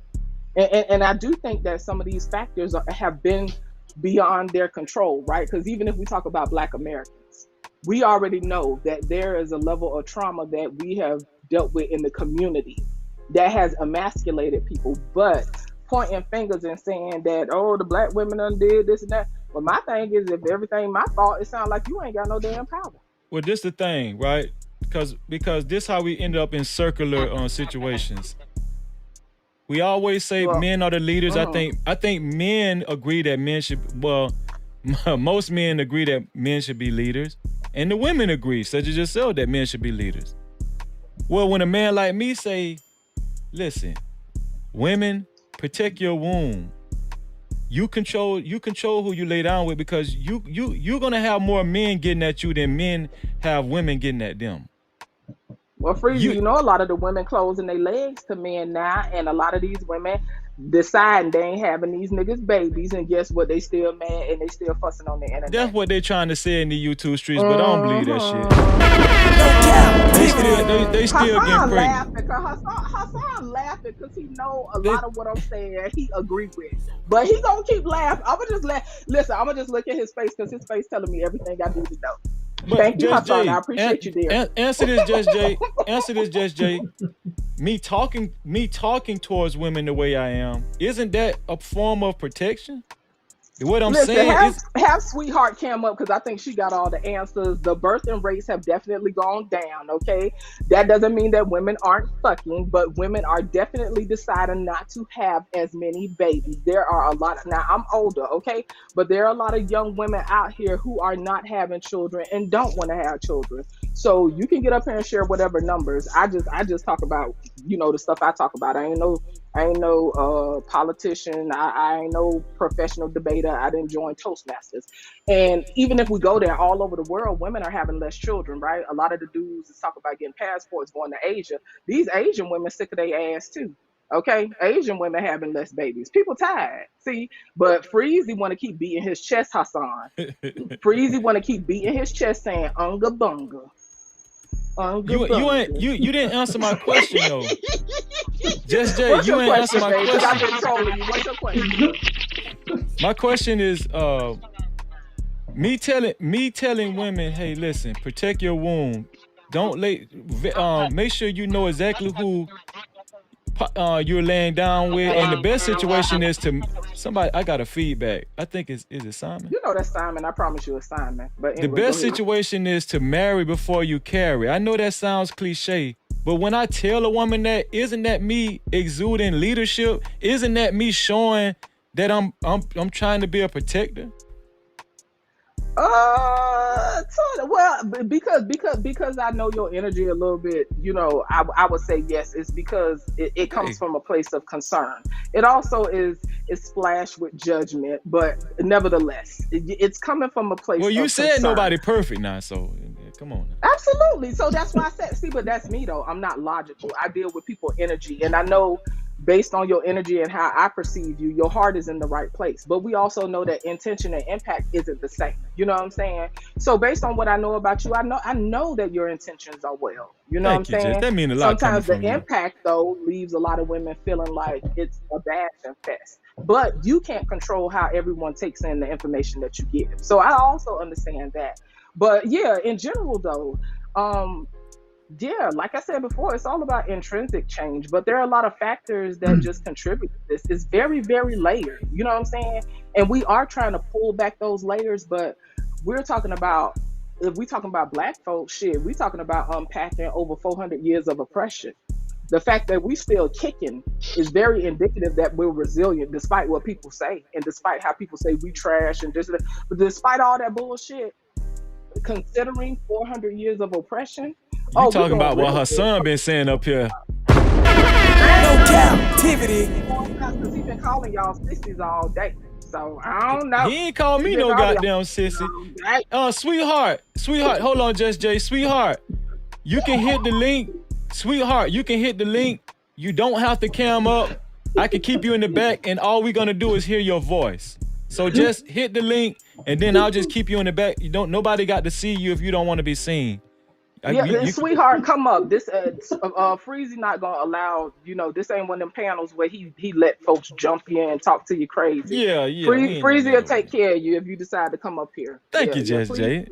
I'm gonna make you my ambassador. Shit. I'm just saying this ain't one of them weird situations, honey. But you got to worry about getting beat down and put in a full Nelson and all that shit. Like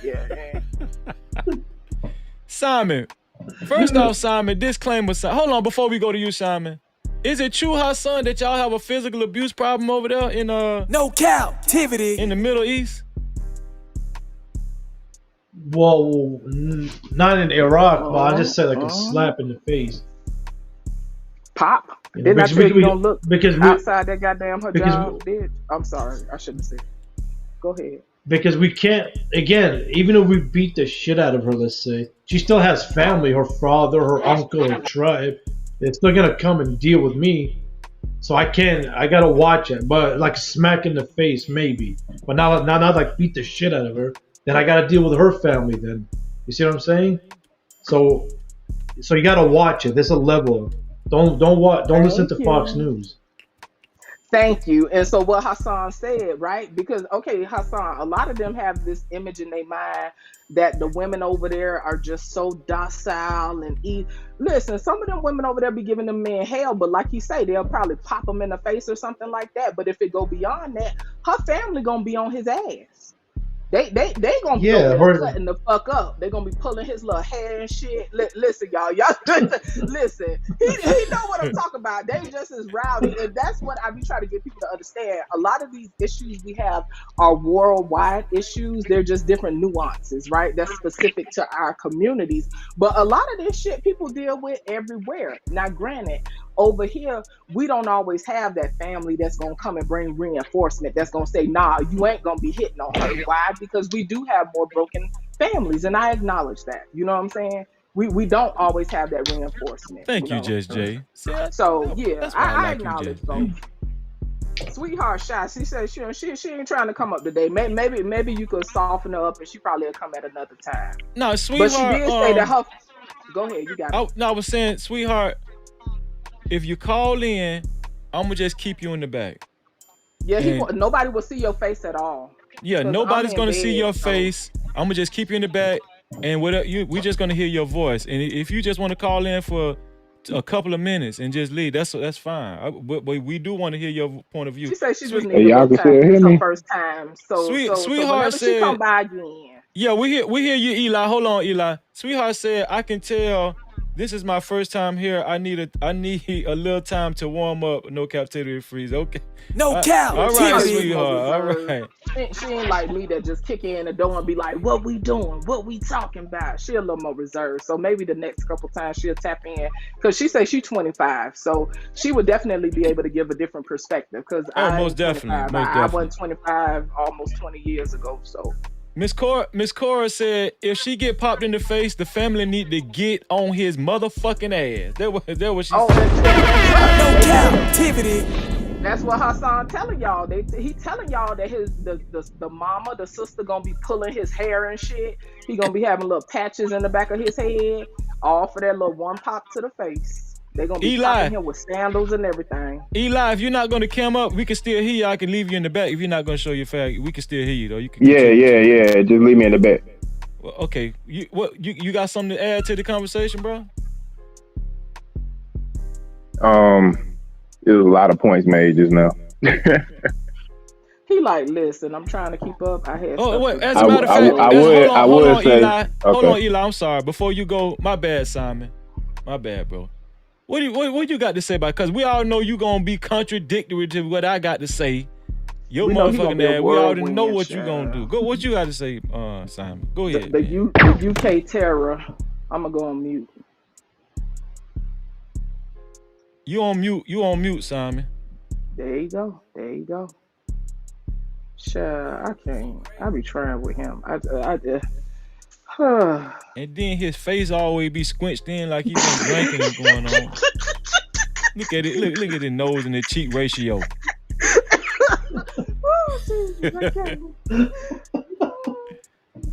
The UK terror. We cannot hear you. See, that's the point. That's what I'm trying to tell y'all, ladies. Don't y'all get fucked up with this nigga Simon. Captivity. But Simon always on these little YouTube airwaves Simon. telling people what he gonna do and what he ain't gonna do. Simon, we can't hear you, baby. It's just a lost call. Simon, I'm gonna drop you down. Hit the link and call back in. Hit the link and call back in, bro. Tap out. I hope it don't work. Praise God. Amen. Yes. But go ahead, Eli. What you got to say on the topic, Eli? What we were saying. I think most of these issues occur in our community because the lack of fatherhood. You know, most of the kids. I would argue there is no black community because communities consist of families, and if like 79% of our kids are being raised in single parent households, that's where a lot of the structure fall apart in the beginning. So that's where a lot of these bad choices come from because they don't have examples to look at. So you one of those people that believe there is no more black community? No. You believe that too, Just Jay? No, I mean, by definition, black community still exists. There's a black community. If it wasn't, we wouldn't have these conversations. Maybe it's about how people define community, right? Because most people, when they think community, they think about all the pleasant things that go along with it. They think about the village. I'll talk to you about that later. But anyway, I believe in the village. You know what I'm saying? I got a little thing called Village Aura. It's all about the village, and we know that the village has definitely been dismantled, right? It's definitely not the same, but I still do feel like the village exists, right? It's just about building that village back up. It's definitely broken up for sure, but that's the conversation to me that's more meaningful. How do we? Well, first of all, right? We know that moving forward, we know that people are becoming more educated about, parenting. People are understanding early childhood development a lot more. Whatever. We coming across all this knowledge, right? Yeah. So people are making better choices in regards to their fertility, right? And in that aspect, I do believe that things are getting better. Even the fathers that are present are understanding the importance of being present, right? Not just saying, here go the bill money and, you know, sitting on the couch clicking the remote. Like, yes, fathers understand that it's important. And there are some fathers that understand that they nurture just as much as women, right? Because for some reason, people don't think that fathers nurture. Fathers are very nurturing, and the lack of nurturing fathers is why a lot of these dudes out here angry as fuck, but that's neither here nor there, right? But how do we address what is already existing, right? And this is where things get funky. Because you know me, I'm a single mother. When I first came to the space, you know, I still get nasty comments, but when I first came to the space, oh my God, people were talking about maturing. They were talking about me. I'm talking about just dragging. Oh, don't think that don't expect us to take care of your leftovers. Go find that nigga. Da da da da da. I mean, just a bunch of projections, right? That's why I don't and be so on my thing is, that's why I don't be on some of these panels. But go ahead. Right, because you already know how it goes, right? And so I'm like, wow, I didn't know that I came on YouTube looking for a damn stepdaddy, right? Because you know a lot of them mad with the stepdaddy. These niggas is just angry and out of control. But nevertheless, now some of them that had multiple stepdaddies, the niggas is ungrateful, but that's neither here or there, okay? But what I was gonna say though, seriously though, a lot of people feel like, oh, it's not my job to take care of somebody leftovers and whatever. How do we begin to heal issues within the community when you have people saying, okay, these people over here, this single mother and these children and these people over here are not worthy? Now, it doesn't matter how some people became single mothers, right? Because they don't care about that. They don't care about the nuances of people's lives. They don't care whether some of the fathers are dead, whether some of them are in prison, whether some are simply not present. Everybody in general, generally speaking, in this space, deduces all single mothers to dealing with Pookies and Ray Rays. They don't give a shit about the context of what happened. But how do we create healing, right? When people feel like they gotta take somebody leftovers, or like some of them say, oh, I ain't taking care of somebody else, nut. What's your thoughts on that? Well, this is the thing, right? It takes a man, an unselfish man, first and foremost, to accept not only his significant other, but possibly a child that another man produced, right? Mm-hmm. And so that goes back to the black community. And I'm gonna tie all this in. I'm gonna try to tie all this in with what I'm about to say. I don't like when people say there's no more black community. I don't like when people say there's no more black community. How in the hell every other race can have a community but Freezy? I'm not finna let that shit happen. No Cap-tivity. Shit, I got a motherfucking community too. You feel what I'm saying? Now it might not be in the best of shape, but we got some goddamn work to do. But it just seems like when people say that, it just seems like they're trying to alleviate responsibility of repairing shit. See, this is what I think a lot of people are disappointed as well, though. But I feel you. This is where accountability comes in on the collective side, right? We so individual. We're so individual minded nowadays. You know what I'm saying? Like, see, that's why I believe in the collective. That's why I don't, when motherfuckers be talking about politics and policies and politics and niggas need to vote, I don't buy into that shit. I'm gonna tell you why. Because you niggas ain't even gonna get together and understand what lobbying really is and understand what, you know, powernomics and economic power really is. In order for us to actually, you know, break some barriers and actually make some noise in politics, you got to come together, stupid ass nigga. No Cap-tivity. So all that, you know, that shit sound good on these panels, right? And I don't like to talk a lot on it because, you know, I like for them to think I'm dumb. Oh, Freezy? You talking about Freezy? Yeah, Freezy. Yeah, me. Yeah. But my thing, I'm gonna tie this in with a woman that has a child. My wife, she had a child before we actually entered into a relationship. She had a 2-year-old girl. But one thing I did do was make sure that, you know, I wasn't gonna have no problems with her baby's father, right? And another thing is that I'm gonna get respected. You know, I'm not finna get disrespected just because you got a child from somebody else. If we living together, and let's just say if your child was under my roof, your child gonna listen to me, and your child is gonna obey me. Now, if we ain't got no issues, that's fine. But a lot of these dudes be living in la la land. Yeah, okay, so yeah.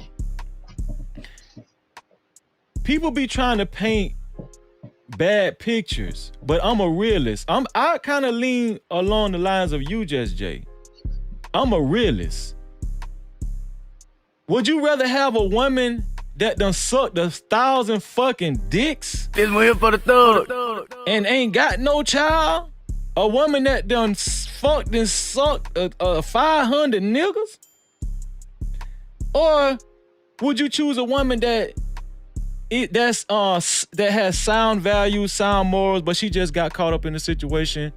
You know, she was young and she thought that this, she thought she was in a solid relationship, but it just ain't work out because this dude was a fucking degenerate.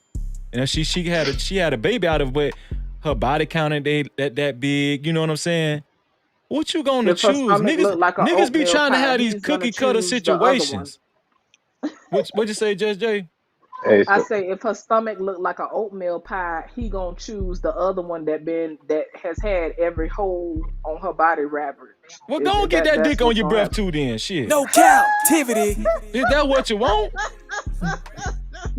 I'm saying these niggas be talking stupid though. They weird. Them niggas is weird. That's why I like talking to regular people, because they say some of the stupidest shit.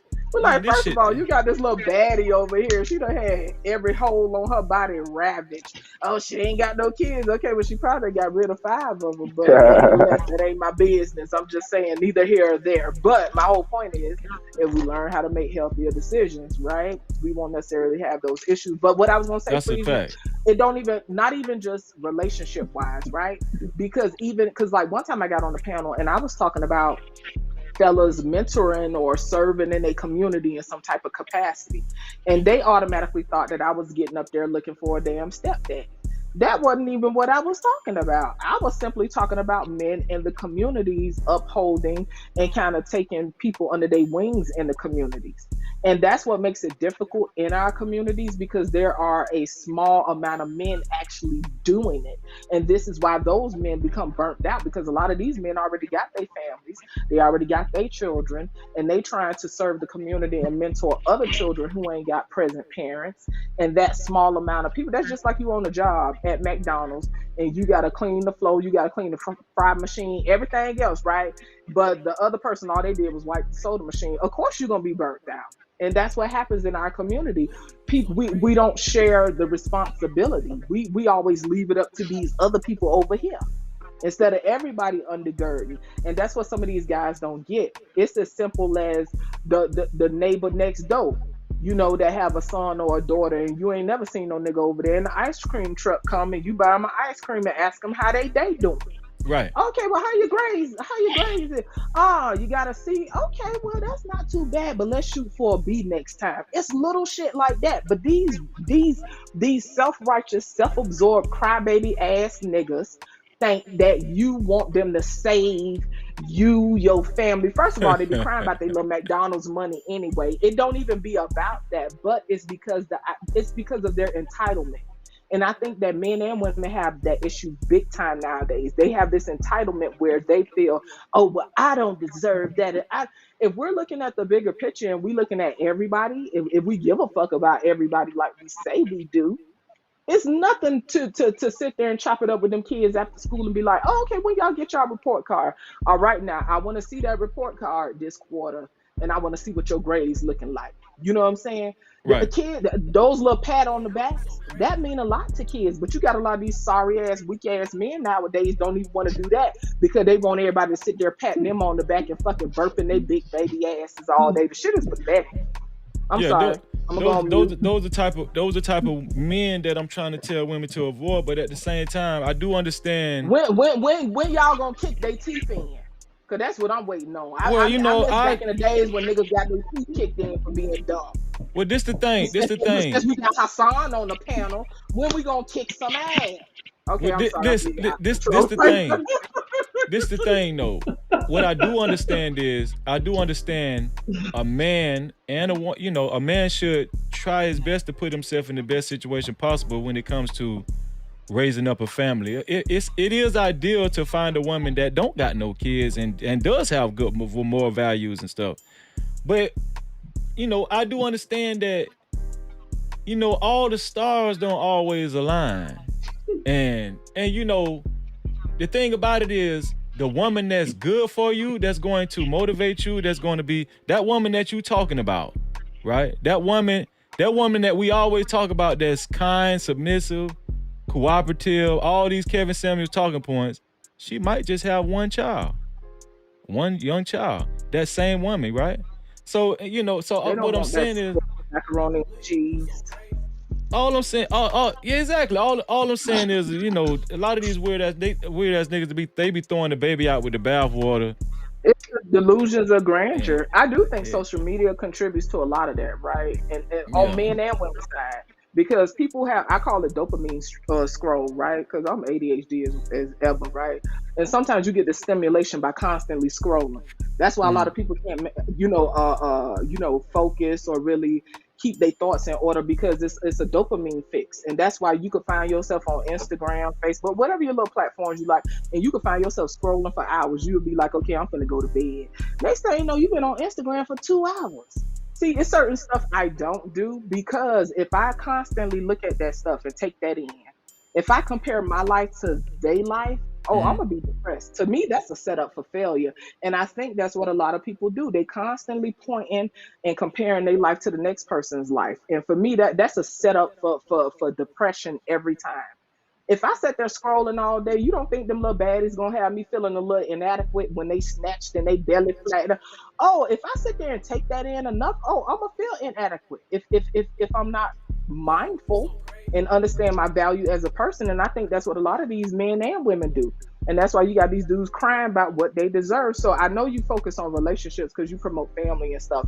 But like I was saying, even aside from that, like I said, the little simple ice cream truck stuff, checking in with the kids in the neighborhood, or you got a car. Well, of course, if it's your nice car, you don't want the little kids washing it, because you don't want them having sand and shit in the water and scratching up your car. But if you got a little hoopty or some shit like that, and you tell the babies, okay, what y'all doing this Saturday? All right, well, I'll pay you if you wash my car and vacuum it. And then whenever they come by, because they live right across the street, they come by, they wash the car. Okay, so how y'all doing? Well, how everything going? And that's when you check in with them about school and, so you know what you might want to be when you grow up, or what's your interest? A lot of times we don't take time to talk to children about little stuff like that, right?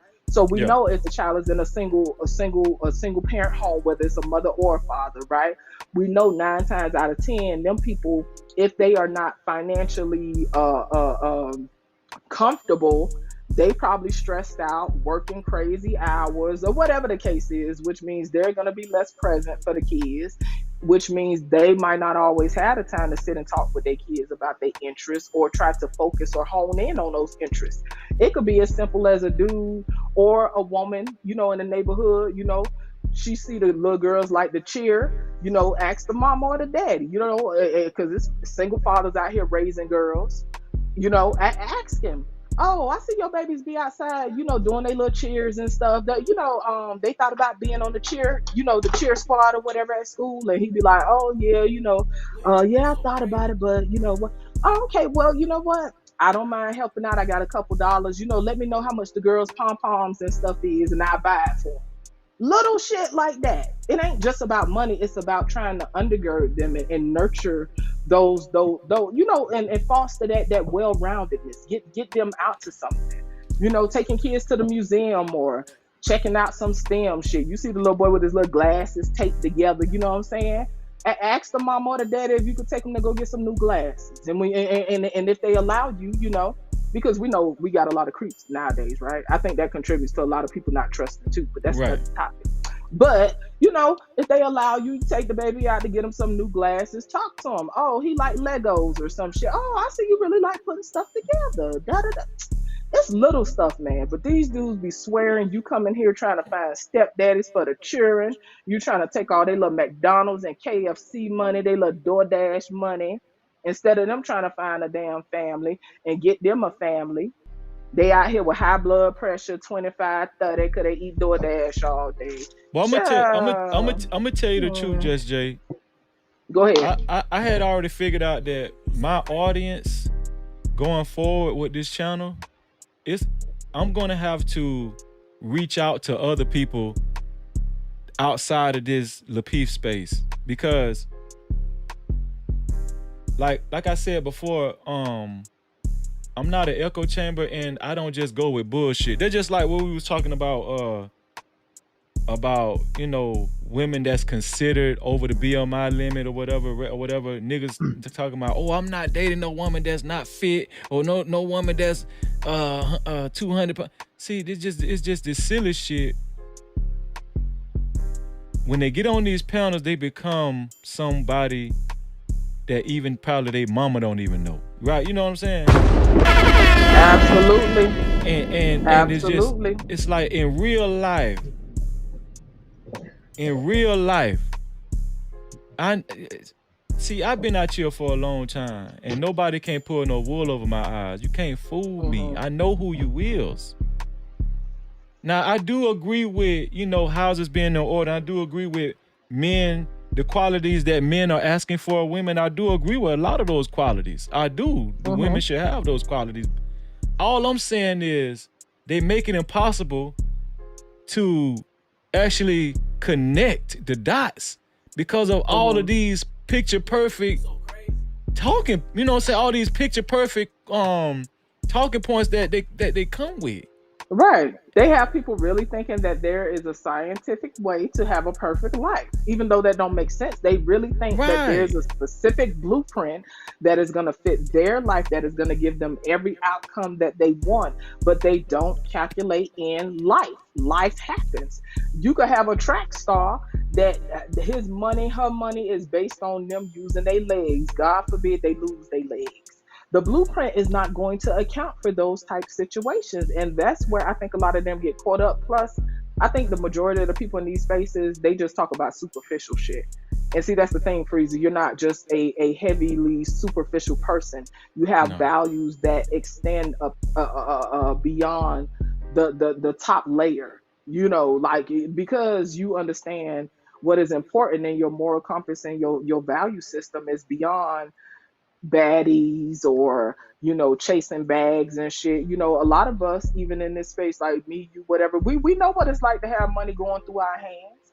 We know what it's like to have money. Well, but after all that money, what else do you have? Let me say this, Judge J.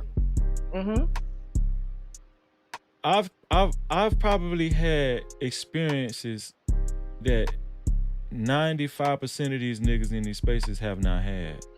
And I'm not bragging. I'm just saying, like, understood.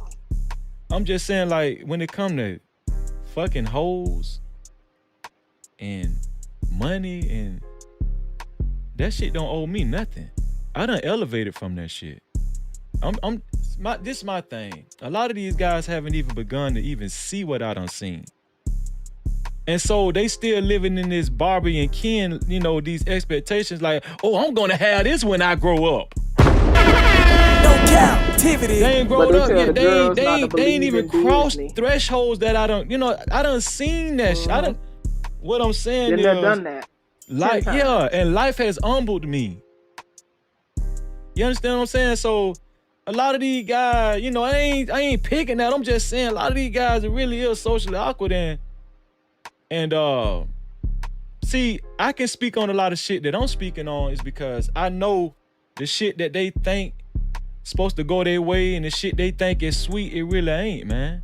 When you experience life for what it really is, and then you actually, you know, you was about to drown and not really come back up, and then you able to, you know, when life humbles you and you understand that what's most important in life. You understand what's really most important instead of all this superficial bullshit that niggas be talking about. Right? Like, then you can have a real conversation. But that's why, and I guess that's why I'm a stickler on just I just and I've passed that stage in my life, right, where I feel the need to beat people over the head, you know what I'm saying, or browbeat a person and constantly just go and try to impress my perceptions upon them. I share the information, I drop the seeds, you do what you want to do with it, because I understand that it takes that internal change. And like you say, even those experiences, those things that you went through in life has created the person that you are now. It wasn't a bunch of fucking talking points on the internet. It was you experiencing those things in real fucking time. That's a fact. Some people have to be on the edge of life to come back, and they're able to glean whatever experience. And let me tell you something. I done been there. No captivity. You know, and so some of these people are not going to relate. That's why I'm not about just preaching all day to people and trying to make them see things the way I see, because I understand that they have to have certain experiences in their life to gain certain levels of wisdom. That's why I be in the chats like, keep on living. You know what I'm saying? Because you know, we all got a story. We all have our experiences that we are going to go through. If I hadn't gone through the things that I went through, even in my marriage, even in my divorce, I wouldn't be as resilient and tenacious as I am today. That was one of the most traumatic things I went through in my life, Freezy, was getting divorced. Aside from my daddy dying, them was the two most hurtful things in my life. Divorce and losing my daddy. And so when people experience certain things and they know what it's like to be on the edge mentally, and they know what it's like where their mind is drifting off and they trying to hold on to that motherfucker, these are things people have to experience for themselves. So some information that you're giving, everybody ain't gonna be able to grab onto that, but the people that can relate and resonate with your story, they get what they can from it. Because if you notice, when we have certain conversations in your chat, I watch the numbers, right? Mm-hmm. When you start getting on some real shit, numbers drop. But that's okay, right? Because you're already committed to standing by your integrity, to like standing by your code and what you choose to use your platform for. So you ain't got people cussing and going off on each other and fighting all day. So we know that the numbers are not going to be the same, but that's okay, because the people that are already in a space to take in the information that you're giving will be present. Well, see, of course, if people not here because you're not fighting all day, that's fine. They just not in a place to get that information. And to me, all of that is okay. You know, just keep doing what you're doing. Go ahead, you got it. Well, this the thing. That's what I'm saying. I had already figured out that I'm gonna have to do a lot of groundwork on my own with putting the word out about my channel to new faces and new people on different platforms, like, you know, Facebook, Instagram, whoever I reach out to, my you know, my network. I already know I got some building to do. The same way you got a Lapeef sector, and a lot of these motherfuckers done trickle down from that. Mm-hmm. Yeah, I'm trying to build a fucking Freezy sector. No captivity. You understand what I'm saying? So you got to start from somewhere. I'm not depending on nobody to like, I'm not finna be held captive on if you gonna support me or not. I'm not finna be in this fucking weird ass fraternity. Ain't nobody trying to shuck and jive. When you have a code, you ain't about shucking and jive. Everybody know how Freezy rock. If you want to be here, cool. If you don't want to be here, that's cool too. Man, I can take it or leave it. Look at my sister. My sister said I shared it on Facebook. I got a fucking network. You know what I'm saying? Here for the thug. You know what I'm saying? Shout out to Lucky Marie in the chat, man. That's my dog, man. Huh? What'd you say, Just Jay? That have your back. If you have a few people that have your back, to me that resonates and that speaks volume versus, okay, 50 people decide to be in my chat because I was popping off. I mean, even on my little bootleg channel, you know what I'm saying? Whenever I get mad and I start venting and I pop off because somebody done pissed me off on here, I have a few people coming through, and I got a little broke down channel. People don't even know I have a channel because I just use it to vent. I don't really make content. It's just therapeutic for me. I fuss, I get over it, and I don't go to bed mad. You know what I'm saying? Right. But the numbers are definitely different even when I'm popping off. Now, if I decide to do a little presentation, because eventually when I feel like it, I'm going to do a presentation on unstable pack leaders, right? Because, you know, Caesar Milan, the dog whisperer dude, in his book, he talk about humans being the only species that will follow unstable pack leaders. We the only species that do that. No species on Earth, aside from humans, follow unstable pack leaders. You know what I'm saying? But I thought about doing a presentation about that, so I have to prepare and stuff. And the times I've talked about mental health and different things of that nature, yeah, it'll probably be sometimes it'll be two people in the chat shit. Sometimes I'll be talking to myself. But if you stand by what is true to you and what you're passionate about, it'll make room for you either way. First of all, let me tell you something. First of all, when I was in high school, I wasn't never worried about the in crowd. I was the motherfucking in crowd. No Cap-tivity. I was never worried about that. I'm tell you that right now. But my thing is anybody that come over here, your viewpoint is not gonna be shunned. You know what I'm saying? Like you can be you can express anybody can express their viewpoint freely over here. And we're gonna have healthy dialogue, right? And I'm pretty sure there are gonna be times where things get tumultuous depending on different people's personalities. But like you said, yeah, I don't promote that. You know, there's a space for that. You know what I'm saying? And you know, the most excitement you're gonna get over here is just me acting an ass and me being funny as fuck and me acting stupid as fuck. You know what I'm saying? Yeah. Right. And I know that conversations will get heated, and that come with the territory. When you're talking about tough things, when you're talking about things that will challenge a person's belief or, you know what I'm saying, their thought process. Because remember, a lot of these things or these ideas that we carry are things that shape who we are as individuals. Because I remember I was telling you, like, even our identity isn't constant. Mm-hmm. And that's why we get heated and we get so passionate about certain topics, because it conflicts with who we feel we are as far as our identity. And that's why these conversations get heated. Although people say it's just the internet, we know it ain't just the damn internet, right? Right. Because people's beliefs are challenged. You know, that's just like, shit, to be honest with you, I'm not big on politics anyway, but between politics and religion, I avoid that shit, because you're challenging people's fundamental beliefs. And especially when it comes to people's faith, I just don't touch it, because it's by your faith, not my faith. And, you know, we don't have faith for one another. But, you know, ultimately, stay true to what you're doing, Freezy. I appreciate you. You know, sometimes you say some goofy shit, be pissing me off, and then I be like, let me go on and hit the link, because, you know, this nigga is really trying me. I'm trying to be humble. I'm trying to just be a lovely lady and sit in the chat and look cute. But he is trying my life right now. I was sick of y'all earlier. Women control access to sex. What, now I do believe in that. I do believe that part. Now. I do believe that part. I need y'all to elevate. I need y'all to get some better talking points. Them basic bitch talking points. We try to level up right here. We try to get on some esoteric shit. We ain't trying to talk about this old basic bitch shit.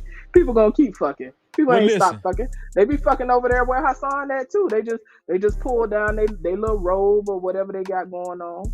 Believe it or not, Hassan, he done disappeared. I hope his body part's not in the way. But I was gonna tell Hassan, like, you know, as far as like culture wise, there are different things I can appreciate, right? Yeah. Now, despite me and my potty mouth, I actually value and have an appreciation for modesty, right? I'm not always the most modest person, because you have some people that feel like women shouldn't cuss at all, right? Or whatever the case is, that's fine. I got a potty mouth, but you also talking to somebody who sometimes wears a hijab. Sometimes I keep my hair covered. You know what I'm saying? Because sometimes I don't like being exposed in a sense. You understand what I'm saying? Metaphorically speaking. So there are certain things about modesty that I admire and I appreciate. I also appreciate the sensuality and that not necessarily provocative side, but, you know, just that sensual side of a woman. I can also appreciate that in a healthy way. We ain't talking about sexy reds and people busting it wide open. You know what I'm saying? Right. But I can appreciate that. Okay, Hassan, you was gone. I was telling him, despite my potty mouth, I actually have an appreciation for modesty. And I was telling him, despite, you know, me and my potty mouth and stuff like that, sometimes I wear a hijab or sometimes I wear hair coverings because I don't want to always be exposed. You know what I'm saying? So modesty has its place. Like, I don't want y'all thinking I'm just this little out the way woman who just feel like women should just walk around with they, you know, with their body parts hanging out, or men, whatever. So it all has its place, right? But hopefully we can continue to have conversations, bring balance, continue to pull back the layers, You know, things may not make the most drastic changes in our lifetime, Freezy, but you doing your part, and that's what it's about, right? Ain't no one man an island. We all drop seeds and we fertilize some we just drop and leave them where I'm at. Some we water, etc. So I think it's a good thing. And like I said, your energy and your spirit speaks for itself. That's why I can sit here and have a conversation regardless of whether I agree with everything you're saying or not, because your spirit is in the right place, and that's what matters to me. I appreciate that, Just Jay. Thank you. Yeah, Hassan. I appreciate you, dear. Just Jay. I appreciate Hassan. You ain't gonna keep calling my American men sissies though, because we're gonna have to fight eventually. Now I done let you slide a couple times. Hassan wasn't calling me no sissy. You weren't calling me no sissy, was it, Hassan? He probably was.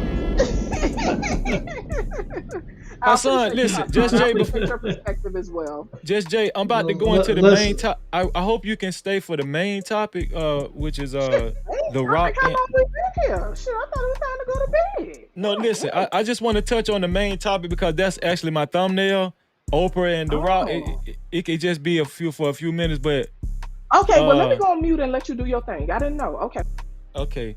Hassan, before we go to the main topic, do you have anything you want to say about this last topic? Yeah. Like, first of all, there's nothing wrong with marrying a woman that has kids. Like, my uncle, he married to a woman that has 4 kids from her previous marriage. That's not the problem.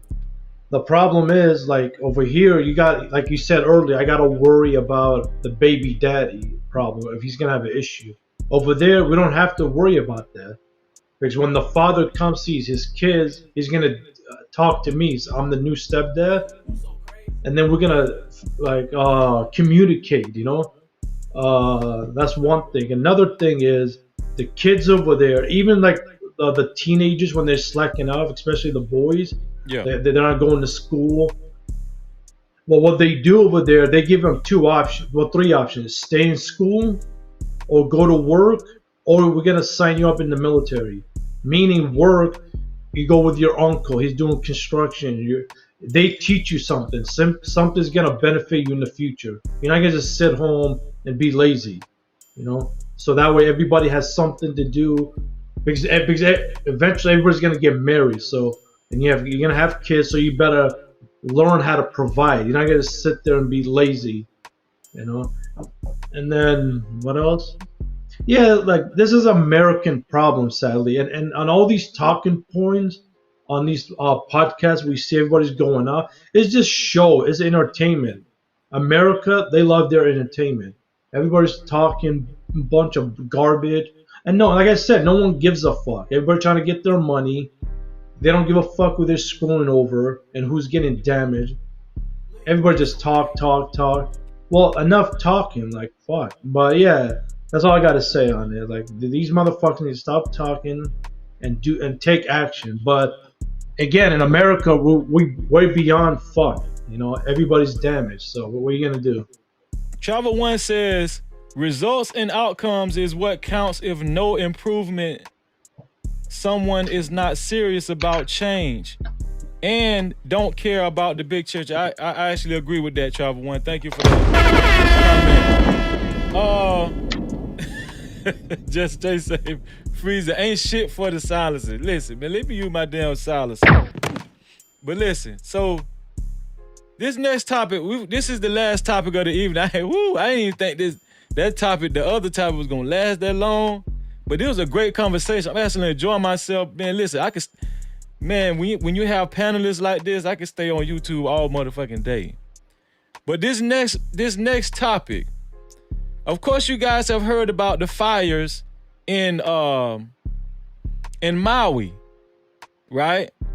And recently, Oprah Winfrey and The Rock have been trying to lead support efforts in order to support Maui and their situation going on with the fires, right? So I'm gonna just get y'all take on it real quick. And then, you know, we can wrap this thing up. So let's look at this article right here. Hold on. Right here. Let me read this for y'all. So this right here says, Dwayne Johnson, The Rock, and Oprah pledging 0.23% of their combined $4.3 billion while asking regular folks for money might just explain the bad optics. And then it goes on to say in the article where it says, nobody should have an issue with donating money to a worthwhile cause following a natural disaster that's affected a massive amount of people. But the way in which Dwayne Johnson and Oprah Winfrey have gone about it has left a bad taste in an awful amount of people's mouths. The Rock has proven himself to be one of the most generous and kind-hearted people in Hollywood countless times over, while Oprah Winfrey is hardly a stranger to forking out to lend and assist to those in need. And yet, the ridiculously wealthy duo have been coming under constant fire for asking the public to send in their financial contributions, which is a lot easier than it sounds given the current socioeconomic climate. So what this article is saying is Oprah Winfrey and The Rock Dwayne Johnson. Shout out to Heat in the building, man. Oprah Winfrey and The Rock Dwayne Johnson are soliciting for regular folk to send money in to Maui. When combined, they're worth $4.3 billion. The whole issue, like Maui could be really taken over from them and their millionaire friends. What do y'all think? Just Jay, are you still there? Yes, I'm here, there. Okay, so this is gonna be a quick topic. I want to know what her son got to say, and then I'm gonna wrap, and then I'm gonna give Just Jay the last word. Her son, what do you got to say about The Rock and Oprah Winfrey soliciting regular folk to take care of a catastrophic issue in Maui when they're worth $4.3 billion and combined they've only given around 0.23%, which probably adds up to about between $9 to $10 million. That they probably gave like $5 million a piece, which is probably a fucking tax write-off. What do you think? What do you think about that, bro? Well, I mean, I agree with the part that we gotta help people, but if you don't have the money, you don't have to send money. And two, especially in America, where all these scams and people, like a lot of people go fund me BS, and none of the money actually go where they're supposed to be going.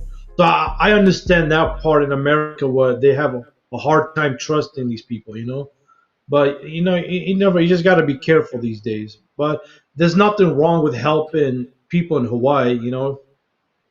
Maybe fucking travel to Hawaii and help them out, rebuild, send them cash out, meet like the Hawaiian people and go over there maybe. But because in America there's a lot of distrust. Even if Dwayne "The Rock" Johnson is being good about it or his intentions in the right place, in America, 99% everybody lost their trust. So no one can trust nothing no more, Like, who says these money gonna go exactly what you're saying, So there's a lot of distrust, That's what I gotta say about it. Before I let Just Jay go, check the cash out, bitch. We got Shaheed Raheem Jennings, better known as He, just sent a $5 ball. I really appreciate you, bro. He said this is simply for peace, man. I really appreciate the cash out. Also, check the cash out, bitch. Justin Wade sent a $10 cash out saying, Freezy, we support you, man. I really appreciate that, bro. Real talk.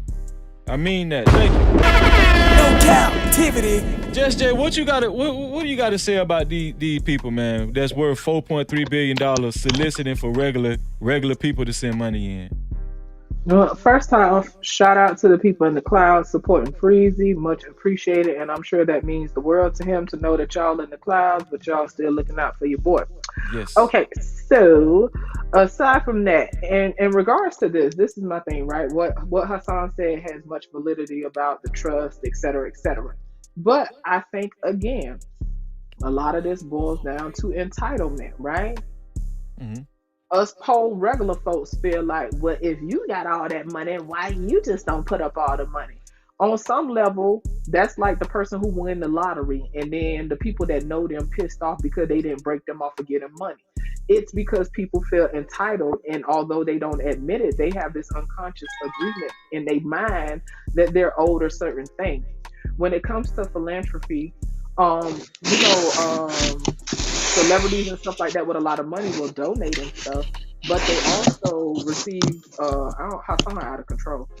They'll also receive Go ahead, I muted him. Go ahead. They'll also receive tax breaks and stuff like that. And a lot of times they get their money back even though they donated. Right. I do think it's important for celebrities to be the face of those movements because they have platforms and they can bring awareness. So I think it's a plus side to that.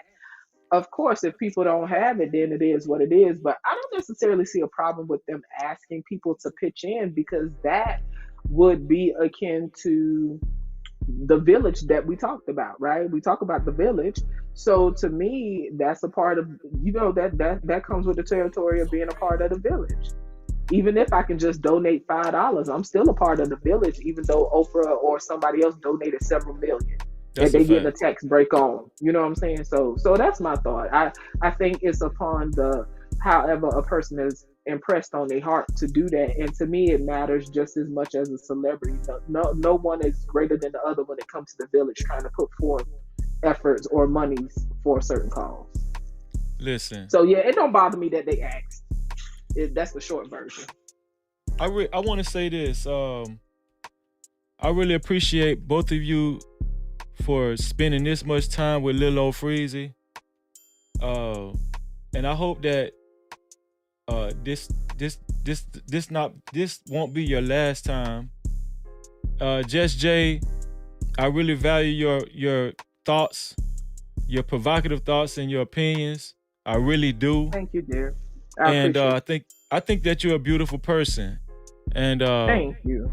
Yeah, I really do. And I'm proud to have you a moderator too. Welcome to the No Cap crew. No Cap-tivity. And Hassan, man, bro, don't think that your support and actually coming up on on my panel, man, goes unwarranted, man. I really appreciate you, bro. Real talk. And we are gonna do a show on the video that you sent me. I'm just trying to. I like to actually get all the information so I won't be up here filibustering. You understand what I'm saying? But what I'm gonna do, I need to prepare myself mentally for I'm a see. I ain't gonna jump out the window on you yet, Hassan. We're gonna surprise you. Okay, I like surprises. Well, what I'm gonna do now is I'm gonna drop you guys down. I'm gonna go to my main screen. I'm gonna end out the show. But before y'all go, man, I really appreciate y'all, man. I got love for y'all, real talk. We appreciate you too. Take care, babes. Okay, you too. Listen. This has been an awesome show, man. An awesome show, real talk. I want to thank everybody for showing up and showing out, man. I want to thank Hassan for being on the panel with me as always. I want to thank Just Jay for coming up here lighting my whole panel on fire. I want to thank Eli for coming through. Eli is new. We just met each other, and hopefully, Eli, if you're still watching, you consider yourself a part of the No Cap crew. I want to thank my sister, Jet Cora, for being in the chat, holding it down. Real talk. I want to thank Heed and Justin Wade, Lady Nevo, Ricky Wester for all of the monetary support and the super chats and the black suit. I call the cash outs black super chats, y'all. Just let y'all know that. I appreciate all the support. I appreciate Jet sharing my show. I appreciate Travel One for challenging me in the chat as always. I appreciate Lucky Marie for showing up. I appreciate Mandrell for showing up. Sweetheart, if you're still out there, sweetheart, I want you to I understand, if you haven't actually been on a panel before, or if you haven't actually called into a show like this before. But if you've been watching, I want you to, I hope you realize that, this is a welcoming channel, a welcoming platform, and we welcome your viewpoints and opinions.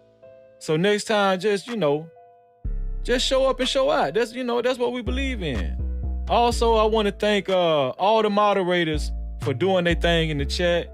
Genesis 1, she was here earlier, but she had an obligation. All the moderators, I want to thank Big Bad Bull, Jess J. I want to thank even Miss Piggy. I want to thank who else? Who I'm missing right now? Let me see. Justin. Oh, Princess C. Princess C. That's my sister right there. Princess C. Thank you for showing up. Troll with a soul. Thank you. I really appreciate y'all, and I got love for all of y'all, all my brothers and sisters. Deacon Dave. I think this is one of your first times coming. Thank you, bro. Thank you for showing up. Challenge my thought. Challenge the panelist thought. Okay? Challenge my thought. Challenge the panelist thought. This platform has no choice but to grow. We're fairly new when it comes to live streaming. Most of y'all know me for pre-recorded videos. Listen, did I call out everybody? I think I did, because I want to make sure. I like to get everybody at the end. This like the credits. This like the rolling credits, y'all. Crown Life. Yeah, Crown Life. Thank you for coming through. The Harris Tribe. Thank you for coming through. Wiley, that's my brother. Thank you for coming through. Always holding it down. Alexis from Texas. Thank you for coming through. NYG Kings, Jersey. Thank you for coming through. Marcus, thank you for coming through. World Class, thank you for coming through. Tyrone Church, thank y'all for coming through. And I do realize, Ricky Webster, that's my boy. Thank you. Mr. Technical, thank you.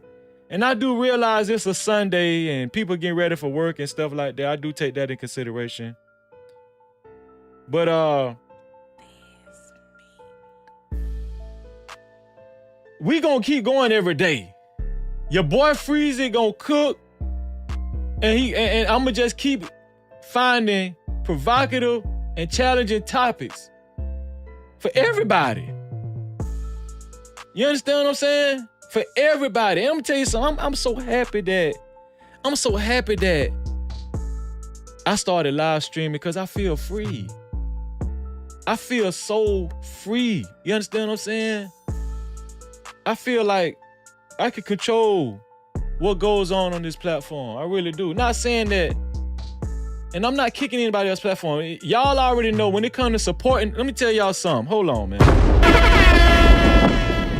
No Cap-tivity. When it comes to supporting other people's platform, y'all already know Freezy gonna come through. Freezy gonna come through. Even if it's super chats showing up on the panel, y'all already know. When it comes to everybody platform, I done damn near been on everybody platform. I make my rounds. And everybody know I don't show no favoritism. I'm not on nobody team or nothing like that. We got too much divisiveness as it is in the community. You know what I'm saying? Some of y'all already believe that it ain't no more community. Right? This one here for the thug. So when it comes to supporting other people's shit, I done did that. I done supported people's shit. And I still do. But come on, man. Once you go to live streaming, man, you quickly figure out how this shit go. You quickly figure out how this shit go. Right?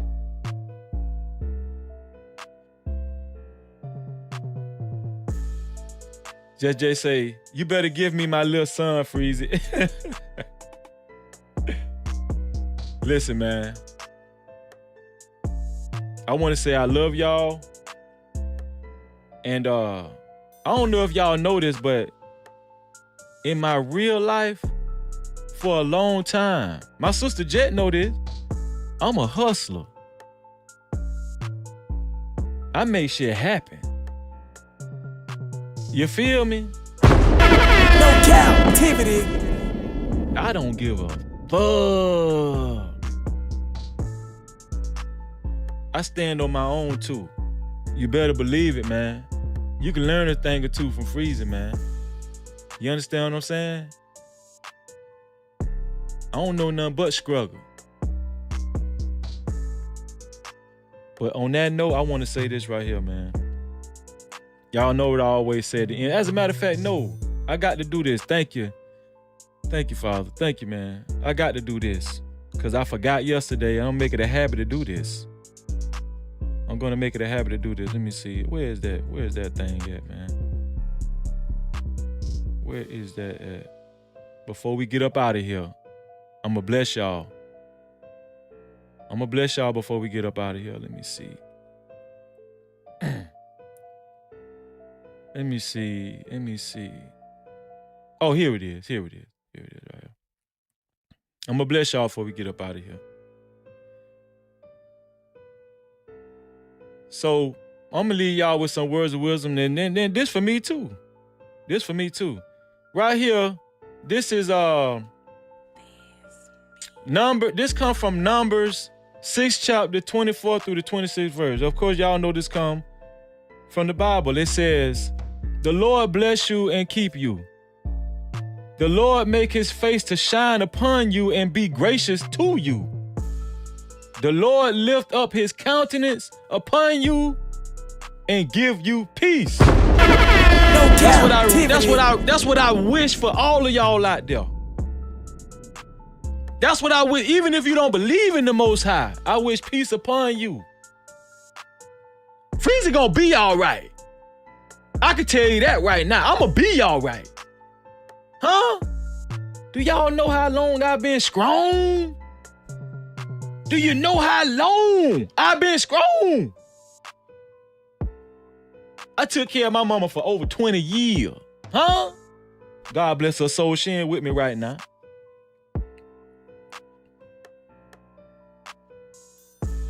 But it take a lot. It take a lot to heal.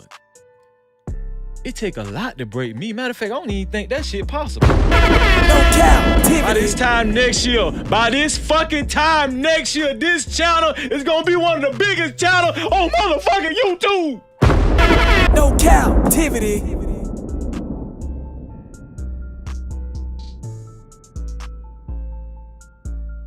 But until then, I'm gonna leave y'all with this like I always do.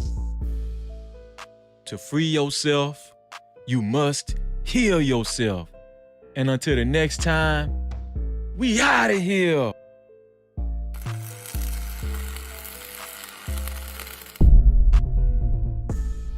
No captivity. Freezy.